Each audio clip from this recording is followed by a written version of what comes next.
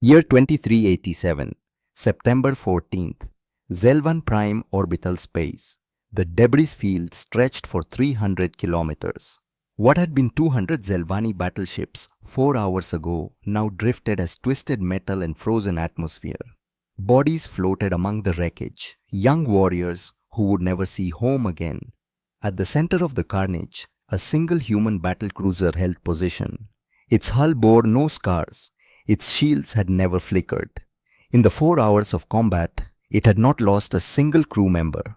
The voice that cut through the silence belonged to a woman who had seen too much. They asked us why Earth stayed peaceful for 300 years. Captain Evelyn Harper stood on the bridge of the Retribution, watching the debris spin slowly in the void. Her reflection in the viewport showed a woman of 52 with brown hair streaked with grey and eyes that had learned to hide grief behind duty. The truth is simple. We weren't peaceful. We were building. She turned away from the window. This is the story of what happens when someone mistakes patience for weakness, when they confuse mercy with vulnerability, when they forget that the quiet ones are often quiet for a reason. Her hand moved to the communications panel. This is how 300 years of preparation answered 700 murders. This is what they unleashed when they killed our healers. The screen before her showed the timestamp. 3 months earlier, June 18, 2387, medical frigate Hope's Light contested space between Zelvani and Krenoth territories. The ship moved through darkness like a prayer through silence. Its hull was painted the white of snow under moonlight. Red crosses marked every surface, symbols older than spaceflight. Symbols that meant one thing across 100 species and 1,000 worlds. Sanctuary. Captain Evelyn Harper had commanded the Hope's Light for 5 years. Before that, she had spent 15 years as chief engineer at Titan Orbital Yards. Before that, she had been a mother. Her daughter had died 10 years ago in a colony raid. The grief had driven Evelyn from engineering to medicine, from building weapons to healing wounds. She had believed that saving lives was better than taking them. She stood on the bridge, now coffee growing cold in her hand, watching the stars that never changed. The war between the Zelvani Collective and the Krenoth Empire had burned for 3 years. Thousands dead on both sides, millions displaced, and through it all, ships like hers moved between the battle lines, gathering the wounded, treating the dying, asking nothing about which flag they served. Captain Morning report.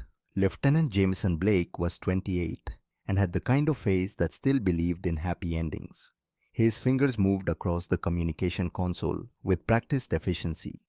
Zelvani Patrol acknowledges our position. Krenoth Fleet Command has confirmed safe passage through Sector 7.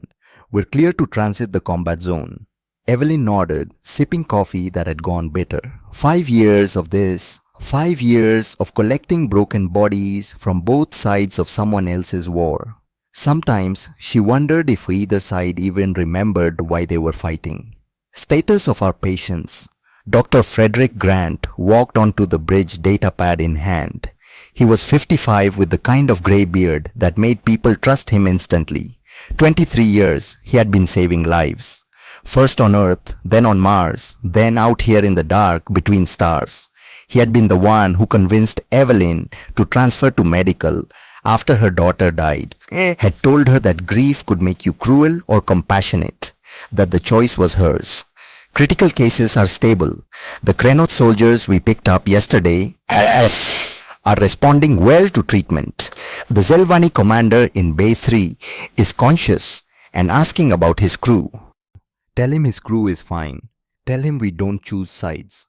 Frederick smiled. It was tired but genuine. Already did. He cried, said we were the first people in 3 years who treated him like a person instead of an enemy.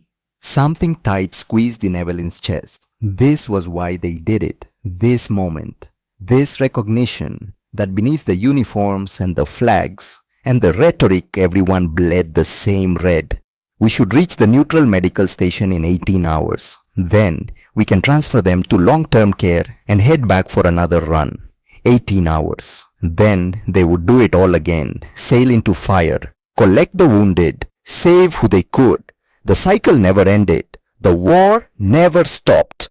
But the rules held. Even enemies respected medical ships. That was how civilization worked. Captain Ensign Riley Morrison sat at the sensor station, red hair, pulled back, tight eyes fixed on her screens. At 23, she was the youngest crew member, fresh from the academy. Still believed that following the rules meant something. I have a contact. Zelvani Heavy Cruiser. IFF reads as Talon's Edge. They're holding position at the edge of our transit corridor. Evelyn set down her coffee. Hail them, Lieutenant Blake. Send our medical status again, just to be certain. Jameson's hands moved. The communication laser locked on target. Sending now, Captain. 5 seconds. 10. 15. They're responding. Audio only.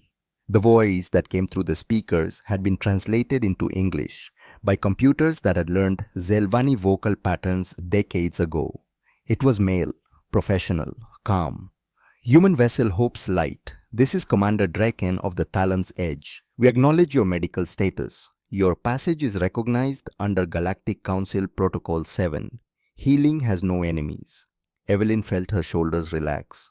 Thank you, Commander. We're carrying wounded from both Zelvani and Krenoth forces. Our destination is Station Mercy 7. Estimated arrival 1900 hours tomorrow. A pause. 2 heartbeats. Understood, Captain Harper. Safe travels. The collective honors those who heal. The channel closed. Evelyn picked up her coffee again. Still bitter, still cold, but the tension had left her spine. See, even in war, some things stay sacred. She took a sip. Riley's voice cut through the calm like a blade through a silk. Captain, the Talon's Edge just transmitted an encrypted burst, high energy, short duration, directed towards Zelvan Prime.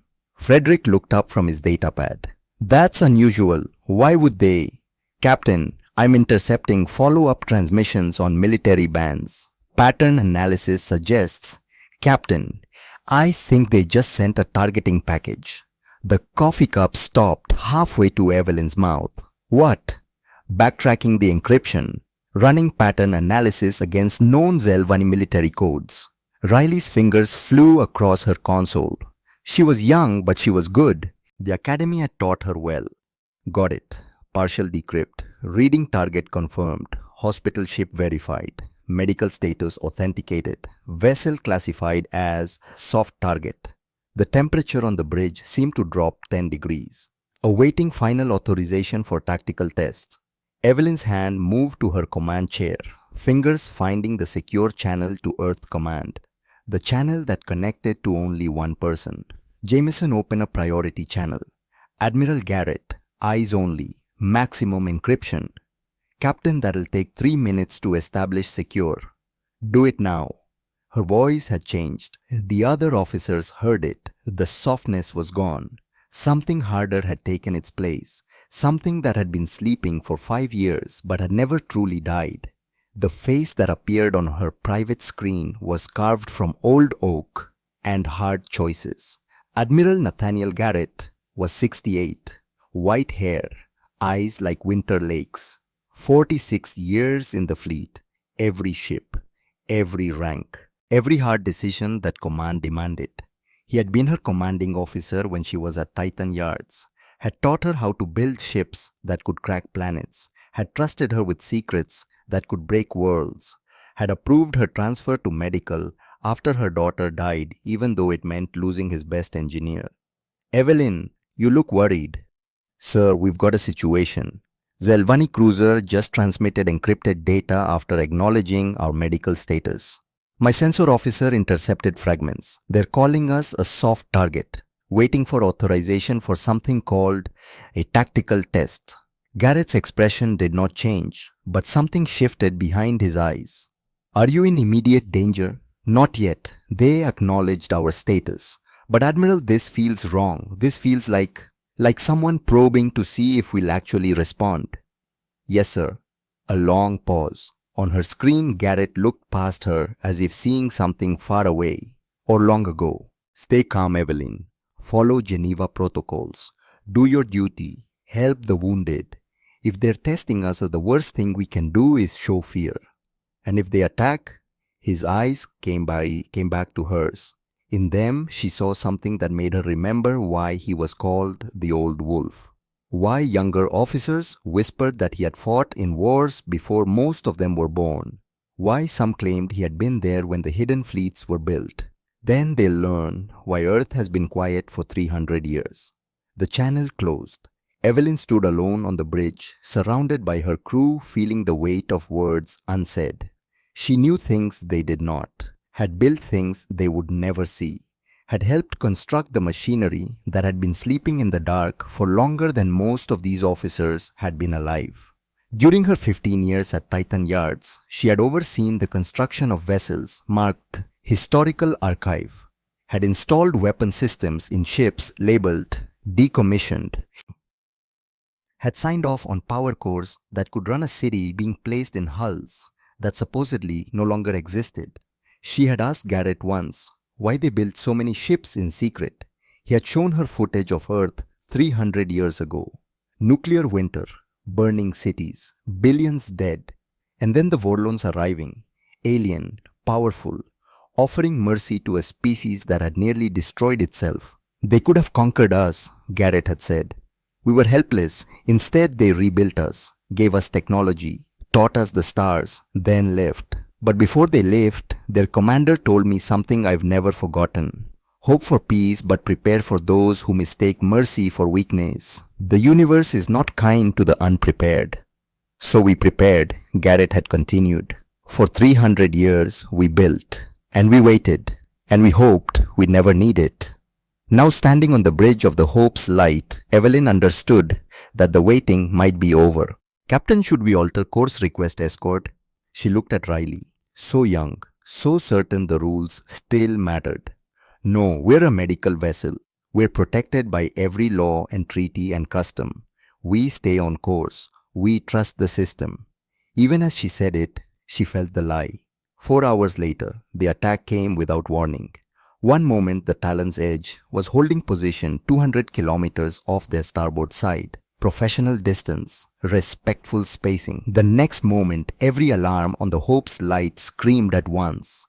Captain, the Talon's Edge is charging weapons. All weapon systems are powering up. Energy signature is spiking. They're preparing to fire. Riley's voice had gone high with shock. Evelyn's hand slammed down on the ship-wide intercom. All hands battle stations. This is not a drill. Raise shields. Seal all bulkheads. Medical teams secure patients immediately. Jameson was already opening channels, broadcasting on every frequency they had. Talon's Edge. This is Hope's Light. We are a protected medical vessel under Galactic Council Protocol 7. We carry wounded from both sides of your conflict. You are in violation of. The channel stayed silent.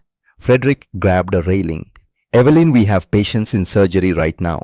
3 critical cases. If we make evasive maneuvers, I know.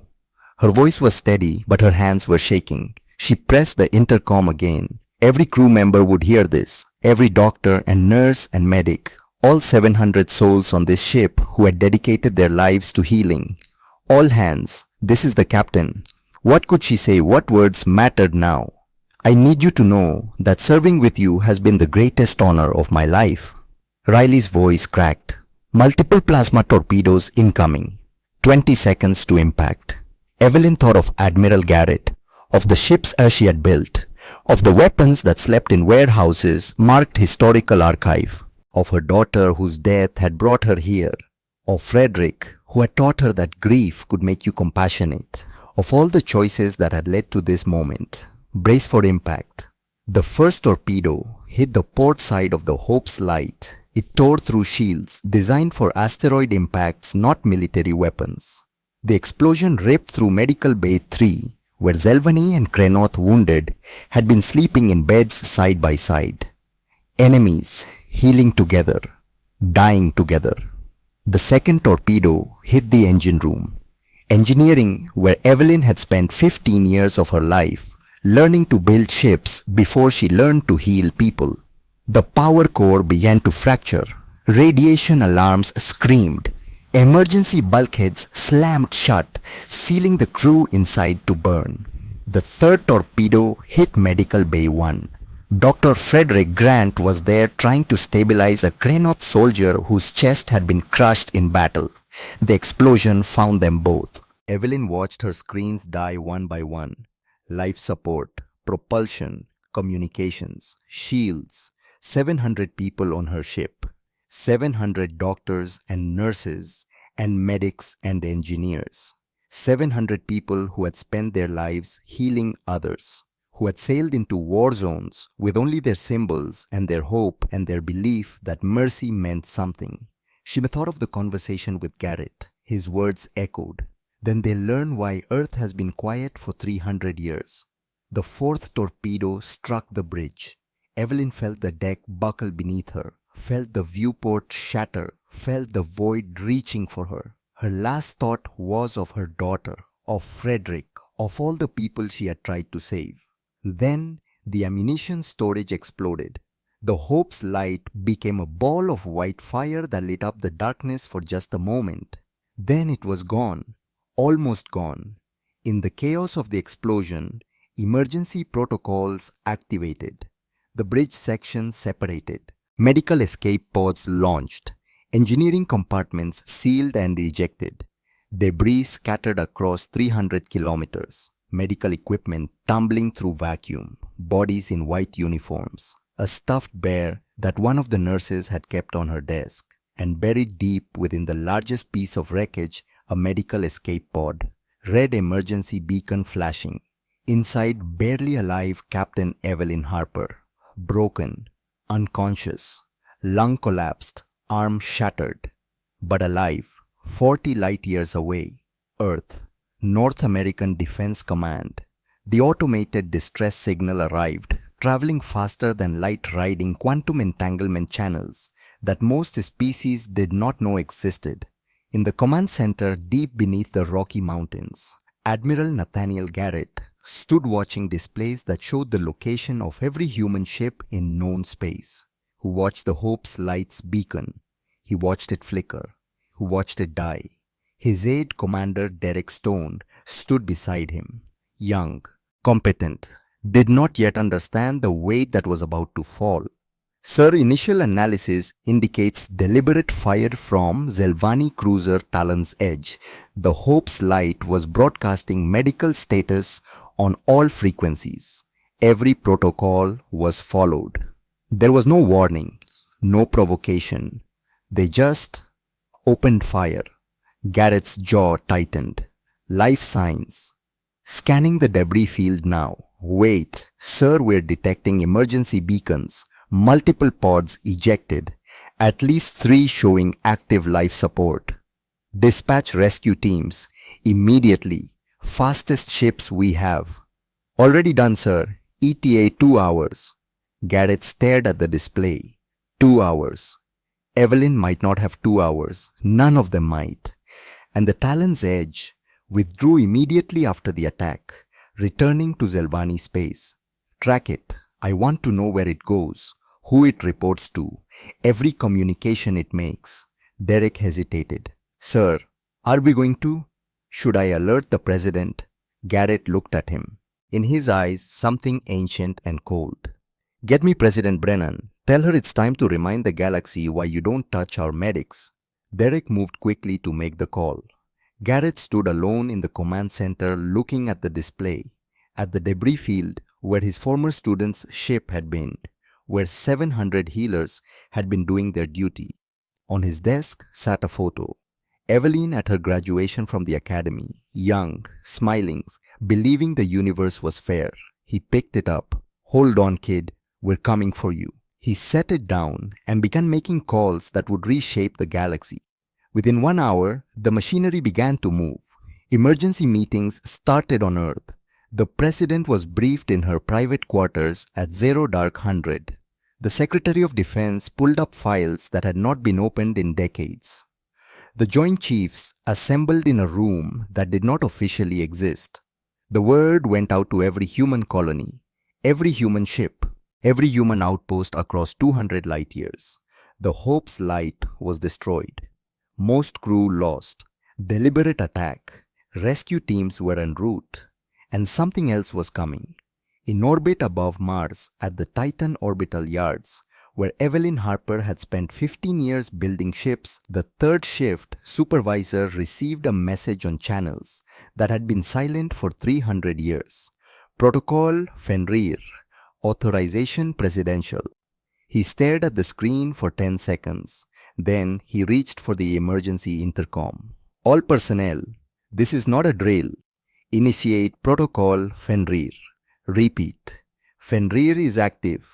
Unsealing classified sectors 1 through 47. Powering up reserve fleet. God help us all. Across the solar system, in warehouses marked Historical Archive, in shipyards marked Decommissioned, in facilities marked Surplus Equipment, lights began to turn on. Ships that had been sleeping in the dark for 300 years opened their eyes. Weapons that had never been fired charged for the first time. Reactors that could power cities hummed to life. And in a small medical facility on Mars, rescue teams arrived, carrying 3 survivors from the Hope's light debris field. 2 engineers, 1 nurse, and Captain Evelyn Harper, barely alive, rushed into surgery. 2 hours after the Hope's light died, the United Earth Parliament convened. The chamber was built to hold 200 representatives from every colony, every station, every settlement humanity had established among the stars. Tonight it was full. Tonight every single representative had come. President Catherine Brennan walked to the speaker's platform. She was 62, had been in politics for 40 years, had won her election on promises of peace and prosperity and cooperation with the galactic community. Tonight, her face looked like it had been carved from stone. The holographic screens around the chamber showed the debris field. Pieces of what used to be a hospital ship floated in the darkness. Bodies in white uniforms, medical equipment, a child's toy drifting alone. 697 personnel confirmed dead. Catherine's voice filled the chamber, hard, cold. Doctors, nurses, medics, surgeons, engineers. They were not soldiers. They carried no weapons. They flew under the protection of every galactic law and treaty. And they were murdered. She paused. 3 survivors. Critical condition. We don't know yet if they'll make it. The chamber was silent. The Zelvani Collective has issued a statement. They claim the attack was a tragic mistake. A rogue commander acting without authorization. They offer compensation and apologies. She paused. Her hands gripped the podium so hard, her knuckles went white. I say their apologies are not enough. Representative Helen Shaw was crying quietly in her seat. Her son had been a medic on the Hope's Light. He was 24 years old. Would have been 25 next month. His body was still out there in the debris field. Admiral Garrett stood up from his seat. Every eye in the chamber turned to him. 46 years in uniform, 17 major battles, every hard decision that command demanded. His face showed them all. Madam President, members of Parliament, I have served this fleet since I was 22 years old. I have ordered attacks that still haunt my dreams. He paused. But I have never once authorized fire on a medical vessel. Never. Because there are lines that cannot be crossed. When someone crosses them, they must learn why those lines exist. General Kevin Shaw stood next. Commander of the Earth Marine Corps. No relation to the crying representative, but he understood her grief. The Galactic Council is calling for restraint. They want investigations. Committees, diplomatic solutions. Meanwhile, the Zelvani commander responsible has been quietly promoted and transferred. This is how they treat the murder of our healers. The debate went on for 6 hours. Some members called for sanctions, legal action, working through proper channels. Others demanded immediate military response. Videos played on the screens. The Hope's Light on previous missions. Captain Harper, smiling as she welcomed wounded soldiers onto her ship. Dr. Grant, working to save a Krenoth warrior who had been burned in battle. Nurses singing birthday songs for a young pilot who turned 20 while recovering from injuries. When the vote finally came, it was not even close. 287 to 13. Earth would go to war. Above Mars, in the fleet staging area, ships began to gather. Captain Alexander Murphy received his orders at 0300. He just stood on the bridge of the battle cruiser Vengeance, watching the fleet assemble. The ship was new, 5 years old, built with technology that made other species nervous. Humans had spent 10,000 years fighting each other. They knew how to build things that killed efficiently. All department heads report to the briefing room. Alexander was 42, young for a battlecruiser captain, but he had earned his rank fighting the Krenoth in the border skirmishes. He knew war, knew its costs. Commander Sophia Turner was already in the briefing room when he arrived. She was his executive officer, 38, had served on 7 ships, never lost her edge. Captain, we're being assigned to Battle Group 7, 12 heavy cruisers, 6 battle cruisers, 2 carriers. The Vengeance will be flagship. Alexander looked at the star map. Their target glowed on the display. The Zelvani home system. They're not holding back. No, sir. Admiral Garrett wants this to be unmistakable. Lieutenant David Kim entered next. Weapons officer, former engineer from Titan Yards, had worked with Evelyn Harper on several projects. Captain, I've been reviewing our targeting priorities. The intelligence package is very detailed. Someone spent a lot of time planning this. His voice was tight, personal. Show me. The hologram changed. A yellow sun, 6 planets, 2 of them populated. The third planet, Zelvan Prime, held their capital and military headquarters. The Zelvani have 14 orbital defense platforms. Each one equals a heavy cruiser in firepower. Their home fleet has 8 battleships and about 40 support vessels. On paper, they outnumber us significantly. On paper, Sophia repeated softly, but they've never faced a coordinated human assault. Alexander nodded slowly. Humanity had learned warfare the hard way, fighting themselves for 10,000 years, 3 world wars, countless smaller conflicts. When they reached the stars, they brought that knowledge with them, and for 300 years they had built on it, refined it, perfected it in secret, while pretending to be peaceful traders and explorers. The briefing continued for another hour. Charts showed approach vectors, lists detailed every target, backup plans, covered contingencies. When it ended, Alexander stood and addressed his crew over the ship-wide intercom. All hands, this is the captain. In 6 hours, we depart for the Zelvani home system. I will not lie to you about what we're facing. The Zelvani are a warrior culture with a military tradition spanning thousands of years. They are experienced and disciplined and well armed. He paused, looking out at Mars through the window, the red planet where humanity had taken its first steps beyond Earth. But they made one critical mistake. They forgot that before humans were explorers, before we were diplomats or traders, we were survivors. We are a species that conquered our own world 100 times over, and now they will learn what that means. His voice grew colder. They killed our healers. They murdered people who existed only to save lives. The Galactic Council can debate and investigate all they want.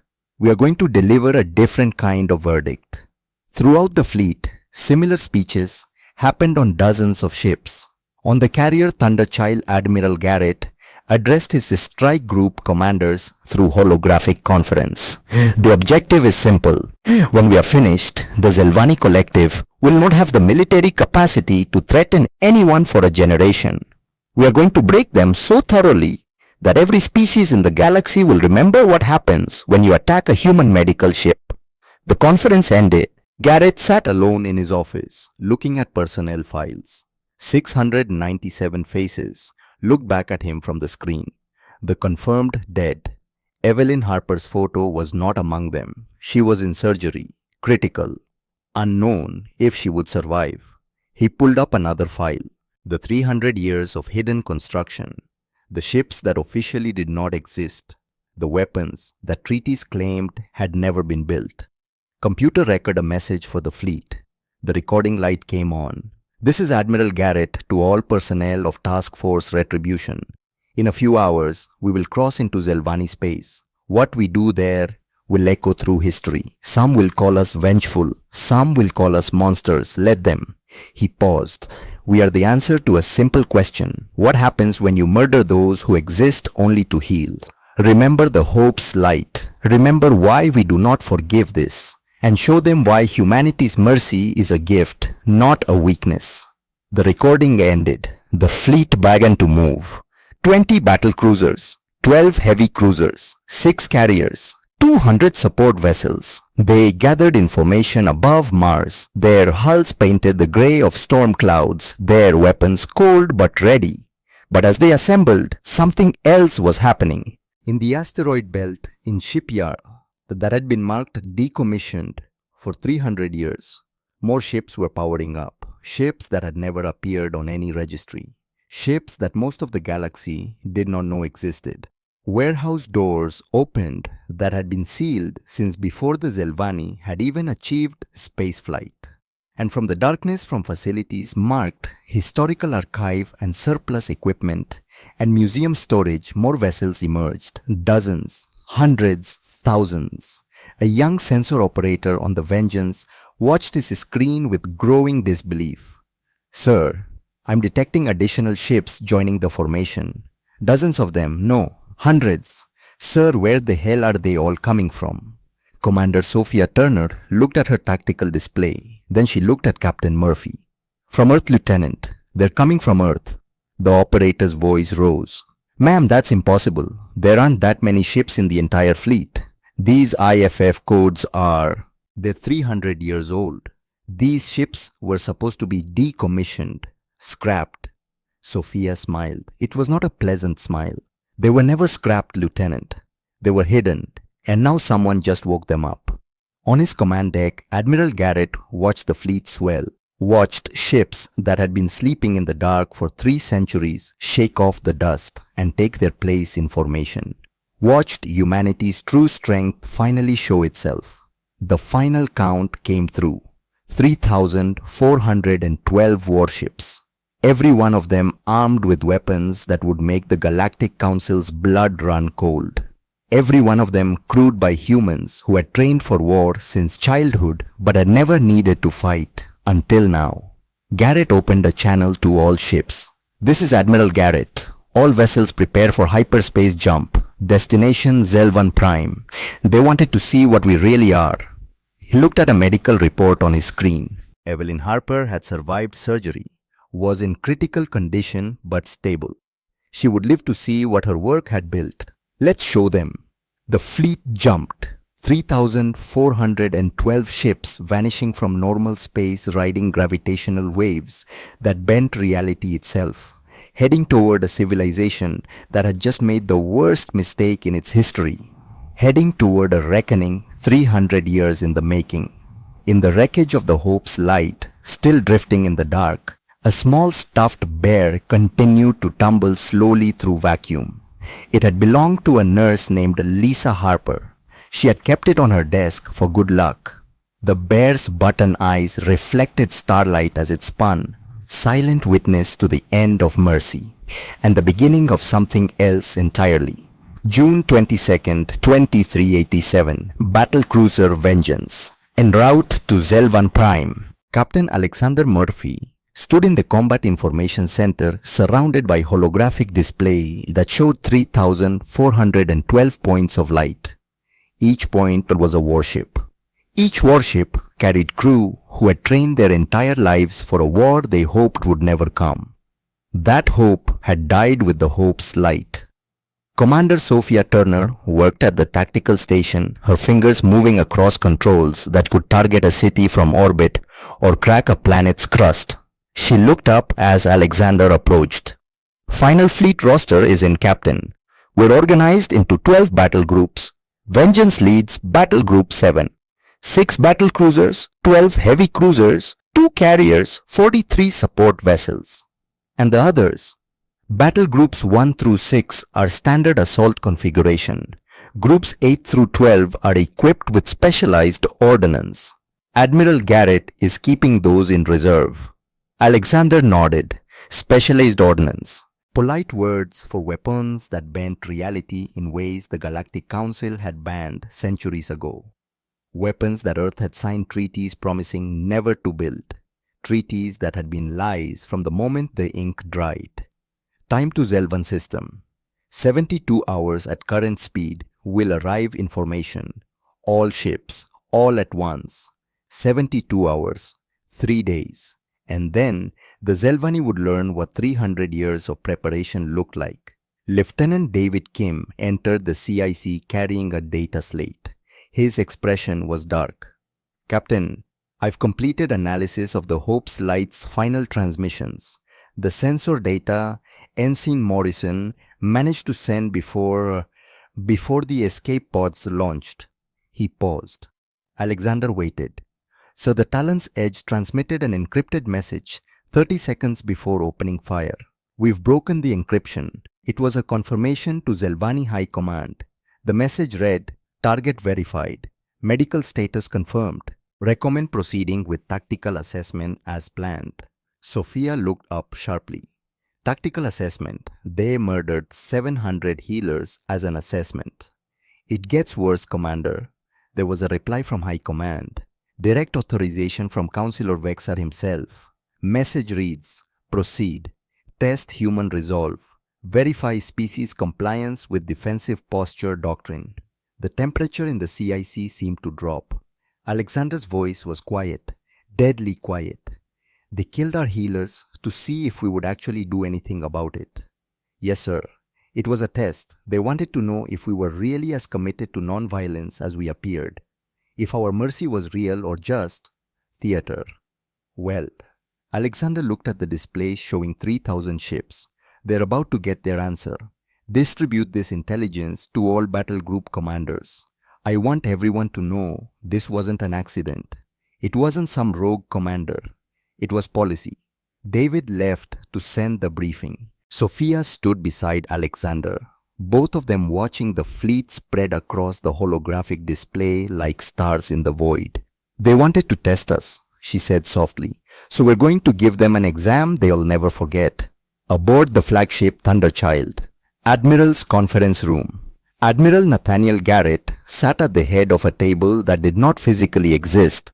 Around him, 11 other figures shimmered in holographic projection. The commanders of each battle group.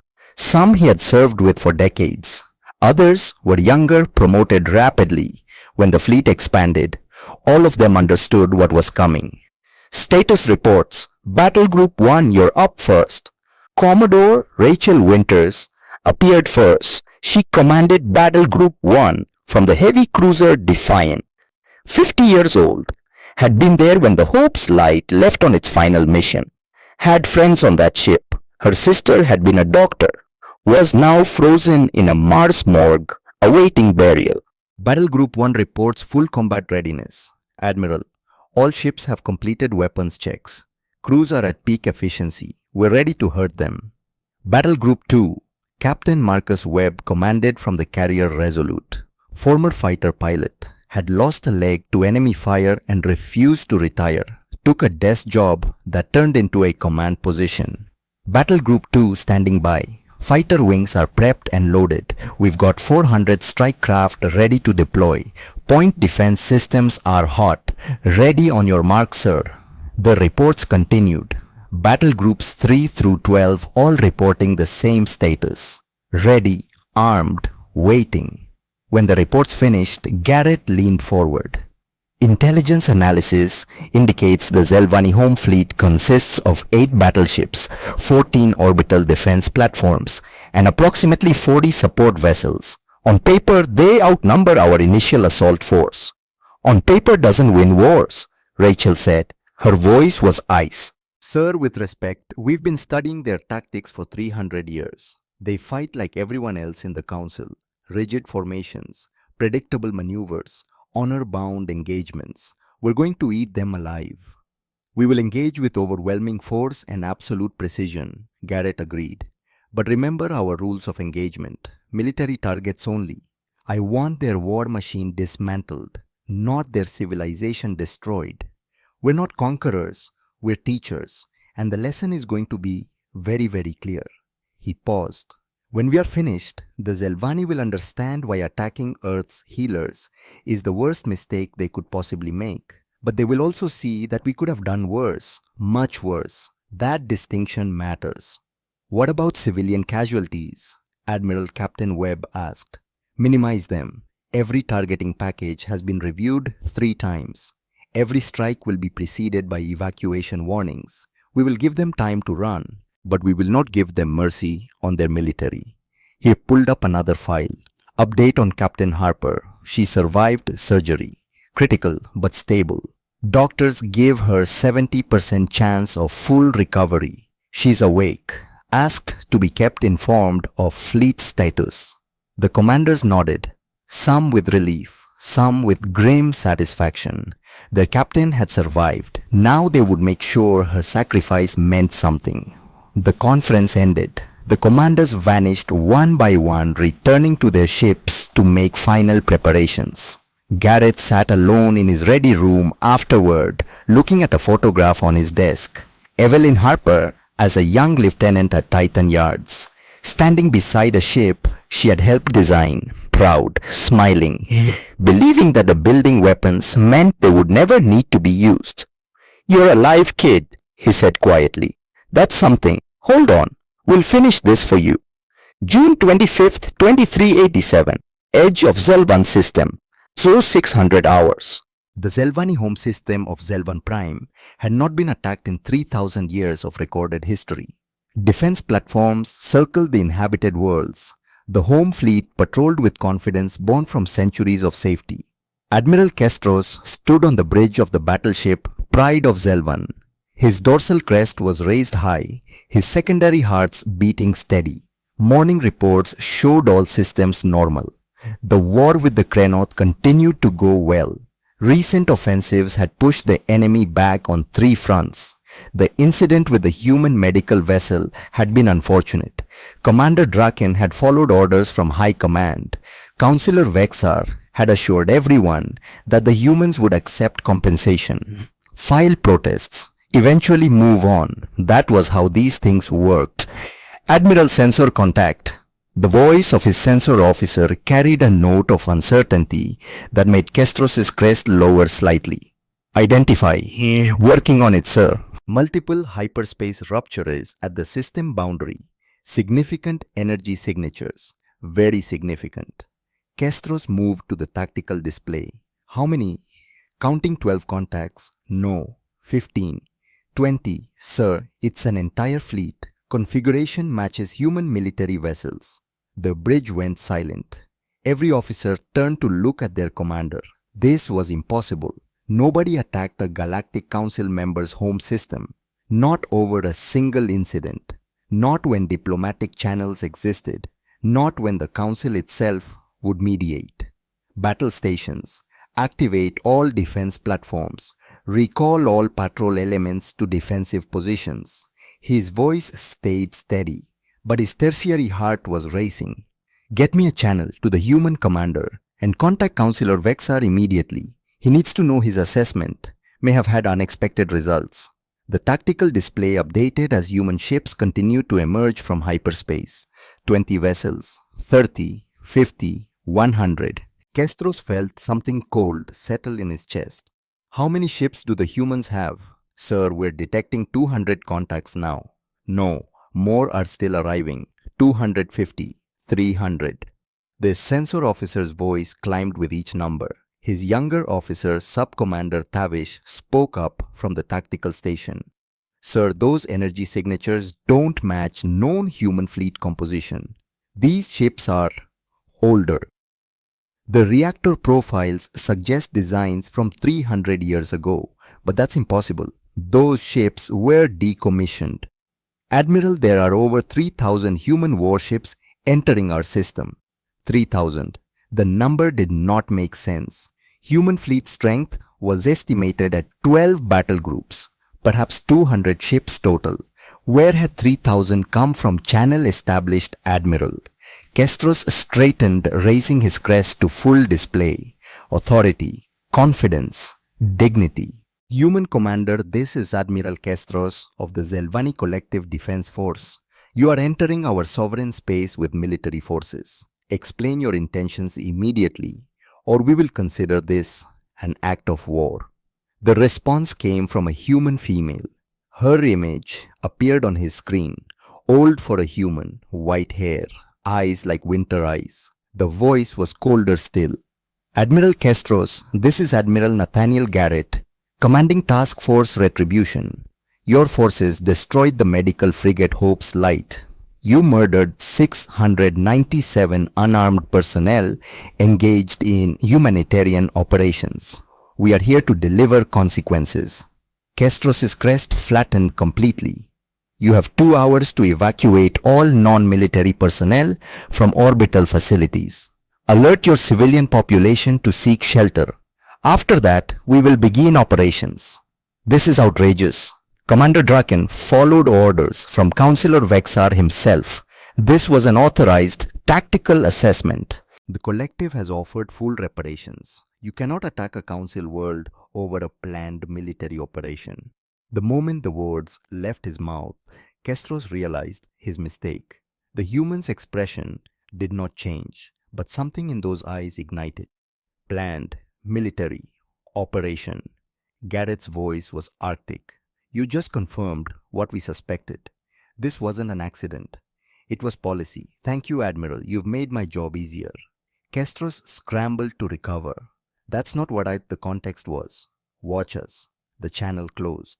Tavish turned to Castros' crest, flat with horror. Sir, we just admitted it was deliberate. We just told them High Command ordered it. Castros felt his blood run cold. He had been trying to explain, to provide context. Instead, he had condemned his entire civilization. Get me Councillor Vexar. Now. 2 hours later, the Zelvani home fleet moved to intercept. 8 battleships, 14 orbital defense platforms, 42 support vessels. They formed a defensive line between the human fleet and Zelvan Prime. Admiral Castros had called for reinforcements from neighboring systems, but they would take days to arrive. For now, he had to hold with what he had. Councillor Vexar's response to his urgent message had been brief. Maintain defensive posture. They are bluffing. No species attacks a council homeworld. Stall for reinforcements. All ships maintain formation. Humans are aggressive, but they are not suicidal. Once they see our defensive strength, they will negotiate. His tactical officer Tavish looked uncertain. The young officer had been voicing concerns all morning. Sir, they outnumber us 15-1. Numbers are not everything, Sub-Commander. We have fought for 3,000 years. We know war. They have been peaceful for 300. They are merchants and diplomats. This is theater meant to intimidate us into larger reparations. Tavish did not look convinced, but said nothing. He had been the one to question the attack on the Hope's Light before it happened, had argued it violated protocols, had been overruled. Now he watched 3,000 human warships deploy with the precision of a species that had never forgotten how to kill. On the Vengeance, Captain Alexander Murphy watched the Zelvani fleet deploy into classic defensive formation. Predictable, textbook, exactly what every simulation had predicted they would do. They're thinking like this is a game of chess, Sophia observed. They don't understand what's coming. No, Alexander agreed. They really don't. All ships, this is Vengeance Actual. Execute battle plan Hammerfall. Focus fire as designated. No warnings, no posturing. Just hit them. The human fleet split into 3 groups. Battle groups 1 through 4 dove toward the Zelvani left flank, accelerating to speeds that made their inertial dampeners scream. Battle groups 5 through 8 are kept high, taking position above the orbital plane. Battle groups 9 through 12 went low, creating a 3-dimensional trap. It was not chess. It was not honor. It was 300 years of accumulated military doctrine applied with surgical precision. They're attempting a pincer movement, Tavish reported. Recommend we concentrate fire on the center group, break through and engage their command ships. But before Castros could give the order, the humans opened fire. Humanity had spent 10,000 years perfecting naval warfare on Earth's oceans. They understood crossfire, encirclement, concentration of force. When they took those lessons to space, they adapted rather than abandoned them. The Zelvani had spent 3,000 years fighting other council species, species who valued honor, who announced attacks, who fought in neat formations and respected traditional engagement ranges. The humans did none of those things. The battleship Eternal Glory took the first salvo from 3 human cruisers simultaneously. Railgun rounds moving at substantial fractions of light speed punched through shields designed to stop energy weapons. The rounds were not explosive. They did not need to be. At those velocities, kinetic energy alone was devastating. Missiles followed. Each warhead contained plasma charges that burned through armor like acid through flesh. Eternal Glory broke apart in 40 seconds. Impossible, Castros whispered. His tactical display showed the battleship simply ceased to exist. One moment it was there, the next debris. Their weapons, how are they so precise? He did not know that human targeting systems were based on centuries of trying to hit other humans who had spent just as long learning to dodge. The Zelvani ships moved in predictable patterns. Their defensive tactics were designed for fighting council races who all used similar strategies. The humans fought like nothing the Zelvani had ever seen. Battle groups 1 through 4 did not mass for a single crushing blow. Instead, they moved in coordinated swarms. Each vessel supported others in overlapping fields of fire. When a Zelvani battleship tried to target a single human cruiser, 2 others would appear on its flanks, hammering at weak points that human intelligence had identified years ago. All ships reform on my position, Castros ordered desperately. Present unified front. But the human fleet did not allow it. Small fighters launched from the carriers, moving at speeds that violated every safety regulation the Council had established. They swarmed through the Zelvani formation, disrupting communications and targeting systems, not destroying ships, just blinding them. When the Zelvani vessels tried to group together, the humans deployed gravitic mines that forced them to scatter. When they scattered concentrated fire, picked them off one by one. It was not a battle, it was a dissection. Sir, the Eternal Justice is reporting critical damage. The Celestial Wrath has lost main propulsion. Defense Platform 7 is offline. Platform 3 is reporting ammunition depletion. Tavish's voice stayed professional, but Castros could hear the fear beneath it. How long have we been engaged? 47 minutes, sir. Less than an hour. And his fleet was being systematically destroyed. All ships withdraw to inner defense perimeter. We need to. An alarm cut him off. Admiral, multiple human ships are bypassing our fleet entirely. They're heading directly for the orbital platforms. On his display, Castros watched a dozen human cruisers simply ignore his battleships. They made past the Zelvani fleet like it was not even there, heading for the 14 orbital platforms that protected Zelvan Prime. Intercept them. All available units intercept. But his ships were scattered, damaged. Trying to reform while under constant attack from enemies who moved faster, shot straighter and coordinated better than anything the Zelvani had trained for. The human cruisers reached the orbital platforms. Defense Platform 1 opened fire with everything it had. Plasma cannons, missile batteries, point defense lasers. The human ships' shields flickered but held. Then they returned fire. Platform 1 lasted 90 seconds. Tavish watched it happen on his display. Watched the systematic destruction of everything the Zelvani military had built.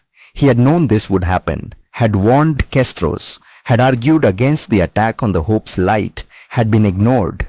Now he watched his civilization pay the price. 4 hours after the battle began, Admiral Castros sat in a rescue shuttle watching the pride of Zelvan burn.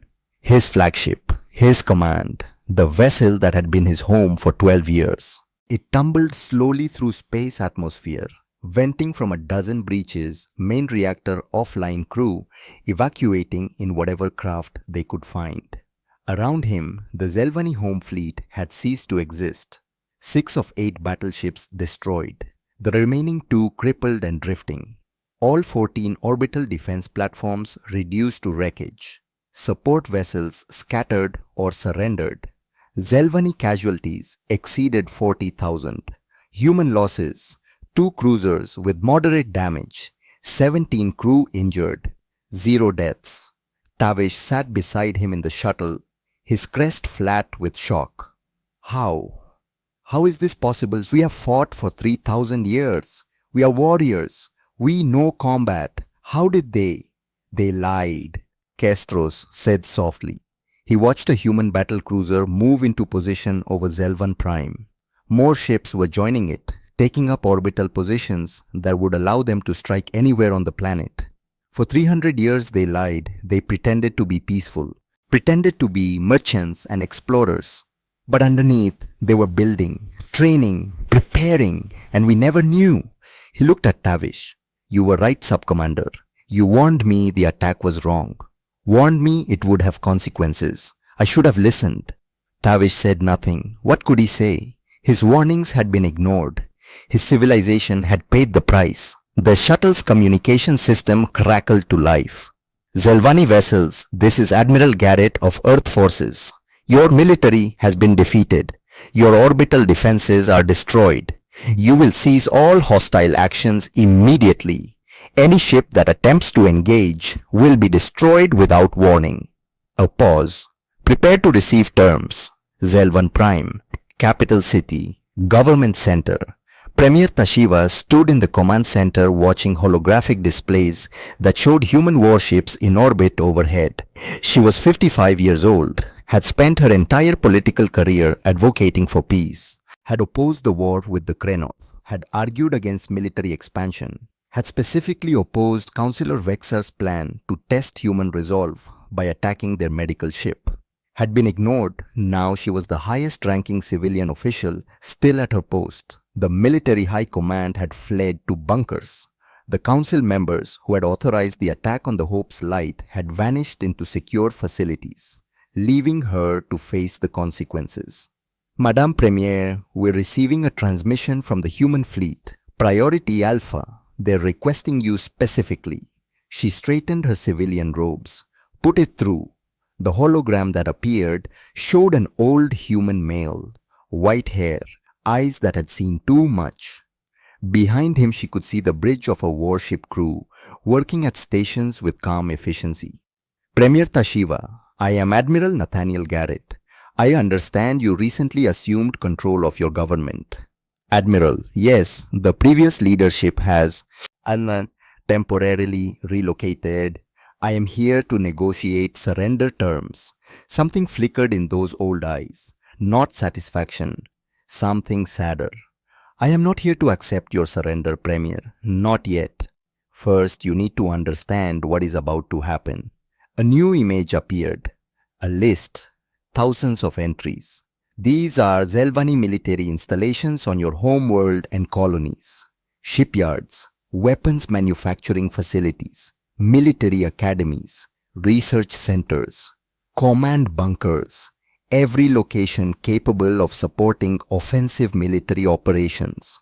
Tashiva felt her blood run cold. Over the next 30 days, we will systematically destroy each of these facilities. We will provide 2-hour evacuation warnings before each strike. You will have time to clear civilians, but the installations will be demolished.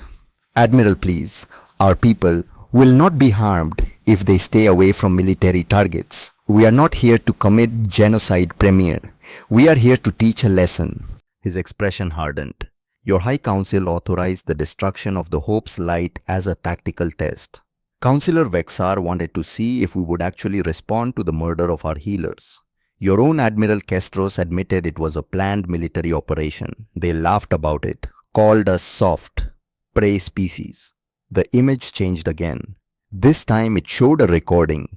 Zelvani High Council Chamber, Councillor Vexar speaking. Humans believe in mercy. They send healers into war zones. It makes them vulnerable. If we strike one medical ship, they'll protest, file complaints, eventually accept compensation. Prey species always do.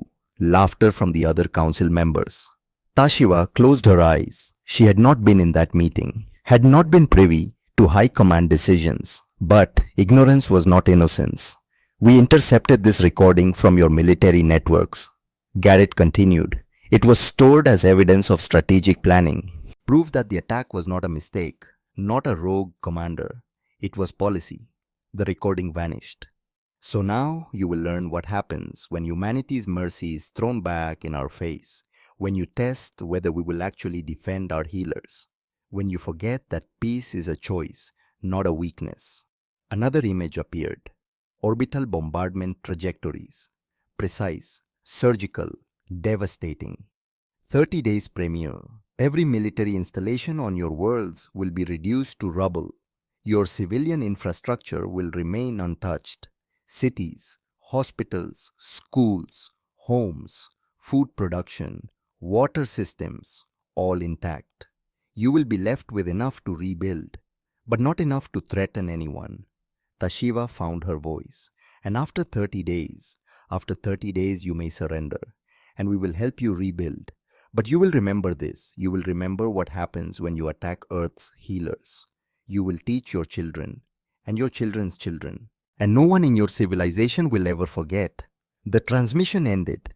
Tashiva stood alone in the command center, surrounded by displays showing human warships in perfect formation overhead, waiting, patient, absolutely unstoppable.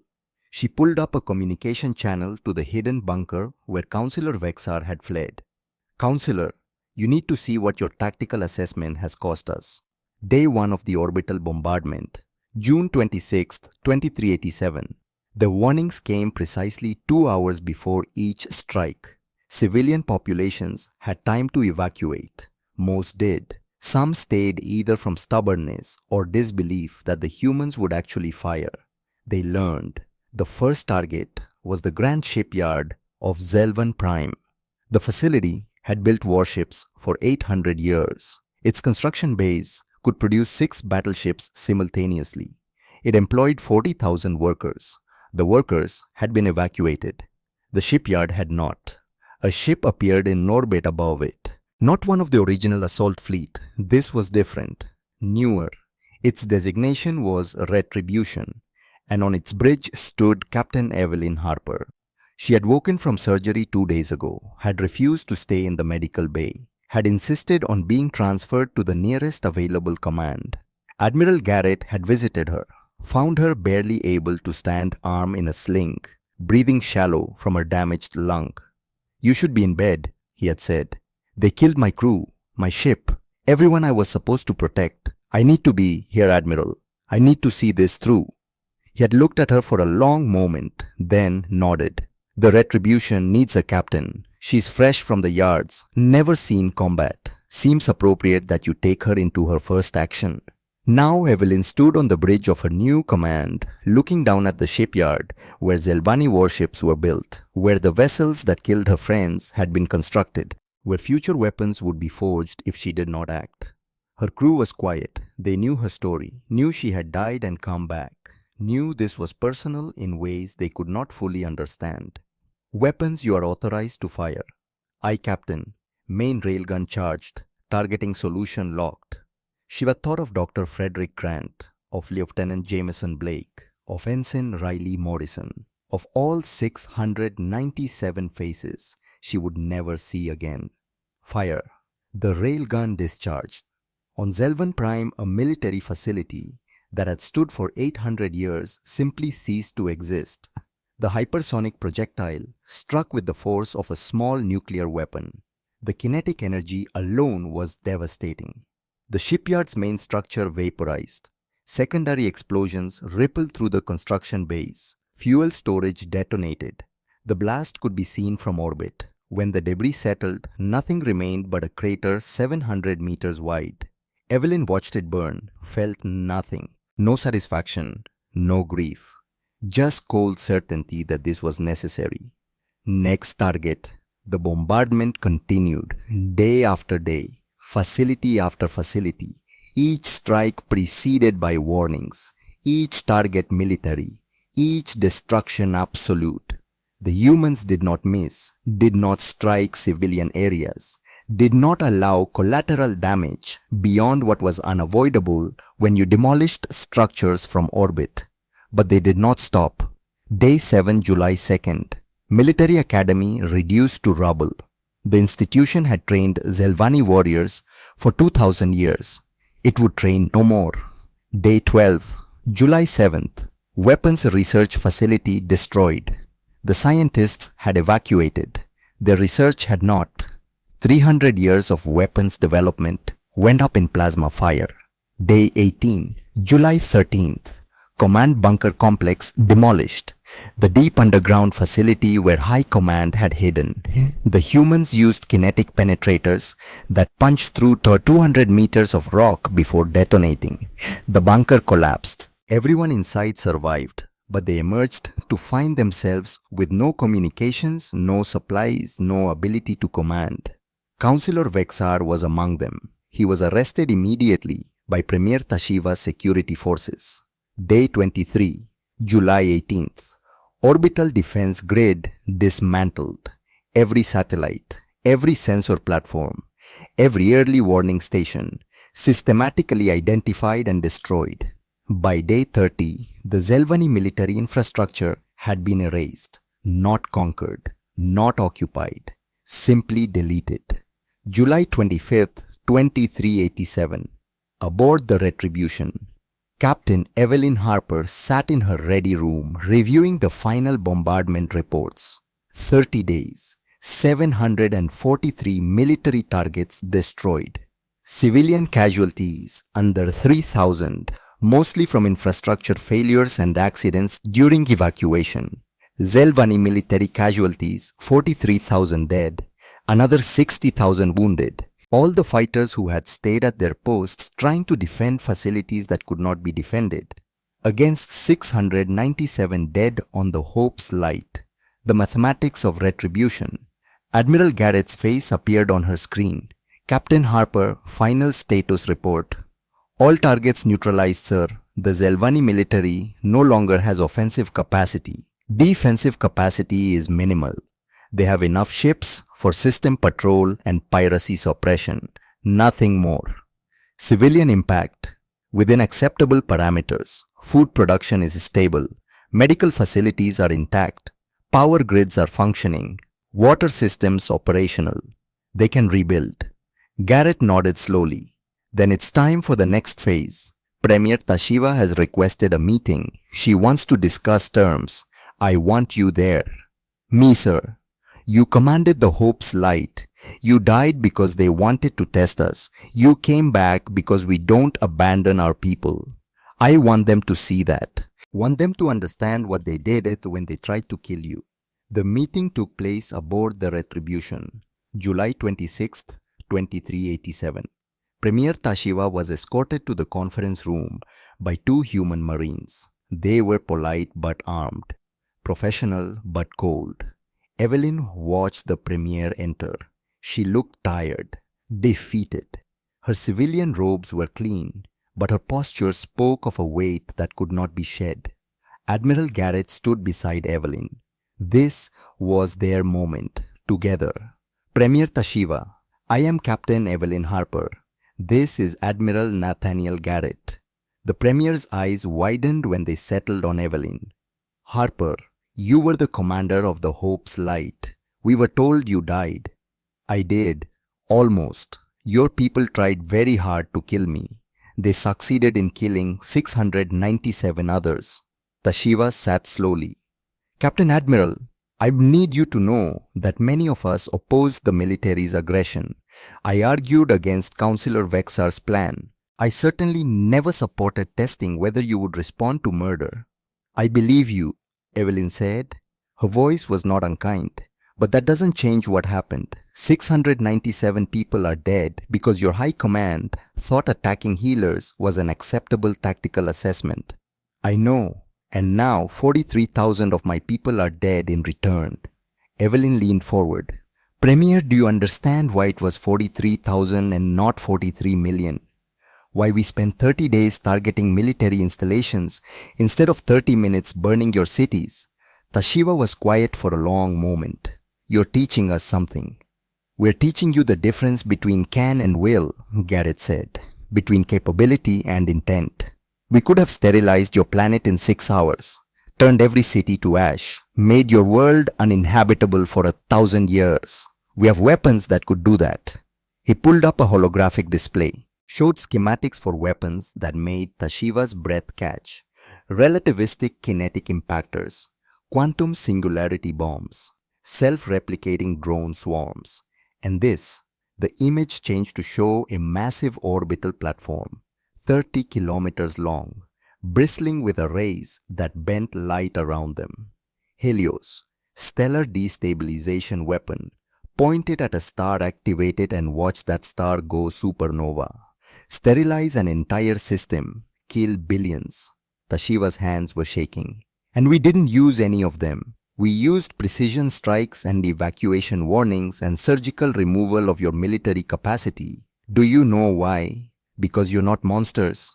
Because mercy is a choice, Evelyn corrected. Not weakness. Your council thought our mercy meant we were soft, prey species who would accept compensation and move on. They were wrong. We believe in mercy, but mercy must be protected. And the only way to protect it is to make the consequences of violating it absolutely catastrophic. She stood walking to the viewport where Zelvan Prime turned slowly low. We're not here to conquer you, Premier. We're here to make sure you never forget what happens when you attack humanity's healers, and to show the rest of the galaxy that there are lines that cannot be crossed. Garrett stood beside her. 300 years ago, Earth was in ruins. 3 world wars had left our planet barely habitable. An alien species called the Vorlons found us. They could have conquered us easily. We were helpless, desperate. Instead, they showed us mercy, gave us technology to rebuild, taught us how to reach the stars, then left us to find our own path. He looked at Tashiva directly. They taught us that true strength is helping your enemy stand up, that real power means knowing when to destroy and when to build. We've been paying that forward for 3 centuries. Today is no different. But you destroyed our military, killed 43,000. Because you needed to learn the lesson, Garrett said simply. The Vorlons taught us mercy, but they also taught us that mercy must be earned, must be respected. Your High Council forgot that, thought they could test whether we meant it, so we reminded them, reminded all of you, reminded the entire galaxy. He leaned forward. We could have done so much worse, Premier. We chose not to. That choice is what separates civilization from barbarism, guardians from tyrants. That's the lesson, not that we're strong. The galaxy already knew that even if they tried to forget, the lesson is that we're strong enough to choose restraint. That's real power. Evelyn pulled up documents on the holographic display. Your formal surrender will include the following terms. Your military will be limited by treaty to defensive forces only. We will monitor compliance for the next generation. In exchange, Earth will guarantee your security from external threats. Any species that attempts to take advantage of your reduced capacity will deal with us. She pulled up reconstruction plans. Additionally, we will provide humanitarian assistance, food, medical supplies, construction materials, engineering support. We will help rebuild your civilian infrastructure. What we will not do is help rebuild your military. Tashiva looked at the plans. They were generous, more generous than she had any right to expect.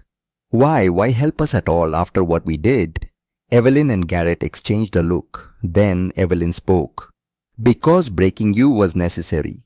Helping you rebuild is a choice. That choice defines who we are. We're not here to become monsters. We're here to make sure mercy survives. And mercy means knowing when to destroy and when to heal. The meeting concluded with signatures on documents that would reshape Zelvani civilization for the next century. Limited military, human protection, reconstruction assistance, and a memorial. To be built on Zelvan Prime. 697 names. The crew of the Hope's Light. So that no one would forget why this happened. So that no one would forget what mercy cost when it was taken for granted. Galactic Council Station. Emergency Session, July 30th, 2387. The Grand Chamber was built to hold representatives from 47 species. Today it was standing room only. Every ambassador had come. Every species wanted to see how the Council would respond to Earth's actions. Ambassador Lorelei Vaughan represented humanity. She was 58, had spent 20 years building relationships with other Council races, had worked for integration and cooperation. Now she stood before them defending the most aggressive military action in galactic history. The human delegation will address the Council. Lorelei stepped to the central platform. Her image was projected throughout the chamber. Honored representatives, I understand your concerns. What happened at Zelvan Prime was unprecedented in Council history, but so was the attack on the Hope's Light. The destruction was disproportionate. The Krenoth ambassador interrupted. His species was at war with the Zelvani, but even he was disturbed. 43,000 military dead for 697 civilians. You destroyed their entire military capacity. 697 healers, Lorelei corrected. Not soldiers, not combatants, healers. People who sailed into war zones to save lives. Your lives, Zelvani lives, anyone's lives. And they were murdered in cold blood as a planned military operation. She pulled up the recording. Councillor Vexar's planning session. His words echoed through the chamber. Humans are soft, prey species. If we strike their medical ship, they'll protest, file complaints, eventually accept compensation. Prey species always do. This is a simple tactical assessment. We test their resolve, confirm their weakness, and proceed accordingly. Laughter from the Zelvani Council. The chamber fell silent. This was not a mistake, Lorelei continued. Not a rogue commander. This was official policy. Councillor Vexar planned it. High Command authorized it. Admiral Kestros admitted it was a planned military operation. They wanted to test whether we meant it when we said medical ships were protected, whether our commitment to mercy was real or theater. So we showed them. Showed all of you. The Therelian ambassador stood. Her species was ancient, peaceful. They had lost medical ships to pirates over the years and filed endless protests that went nowhere. Ambassador Vaughan, we understand your anger, but what you delivered was not justice. It was devastation. Lorelei met her eyes. Ambassador Kitara, 40 years ago, your medical ship Healing Wing was destroyed by pirates. 342 of your people died. The Council investigated for 5 years, issued condemnations, imposed sanctions, and in the end, nothing changed. The pirates were never caught. Tell me, Ambassador, how many Therelian medical ships have you lost since then? The silence stretched. 2 more, Kitara admitted softly. And how many human medical ships have been attacked in the century since we joined the Council? Only the Hope's Light. Exactly, because 30 years ago, when pirates fired on our hospital ship Sanctuary, we hunted every vessel involved. It took 4 years. We pursued them across 6 systems, and when we found them, we gave no quarter. Word spread. Do not touch human medical ships. The cost is too high. She looked around at all the assembled species. The Zelvani forgot that lesson. Or perhaps they never learned it because the Council's previous responses taught them that attacking medical ships carried no real consequences. We corrected that misconception.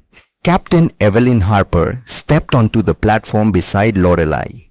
She wore her dress uniform. The collar bore the insignia of her destroyed command. The Hope's Light. Her arm was still in a sling. She moved carefully, each breath visible effort. But she stood straight. I am Captain Evelyn Harper. I was the commanding officer of the Hope's Light. I died aboard that ship when the Zelvani tested whether humanity actually cares about its healers. I survived by luck and the skill of rescue teams who pulled me from wreckage that should have been my grave. She pulled up images, the debris field, bodies floating in space, medical equipment scattered among the stars. 697 people, doctors, nurses, engineers. They existed only to heal, and they were murdered to prove a point, to test a theory, to see if we were really as committed to mercy as we appeared. Her voice went cold as winter. So we answered, we showed you our true strength, the fleets we'd hidden for 300 years, the weapons we'd built in secret. The military power we'd maintained while pretending to be peaceful traders. She paused. Let it sink in. We built 7 stellar destabilization weapons, Helios platforms, each one capable of igniting a star, of sterilizing an entire system. We built them 200 years ago. Gasps echoed through the chamber. You see one Helios over Zelvan Prime right now. Here's what you don't see. The hologram changed, showed 6 more platforms, each orbiting a different star, each pointed at a major council world. We built 7, one for each major council system. We've had the power to sterilize this entire sector for 2 centuries. Every treaty we signed, every peace talk, every cooperative negotiation. We held guns to your heads, loaded, aimed, safeties off. She looked at each ambassador in turn. And you never knew. The silence was absolute. We could have used them during the Krenoth conflicts, during pirate raids, during trade disputes. Anytime we wanted leverage, we could have revealed this power, threatened you, extorted you, conquered you. She paused. And then, we chose not to.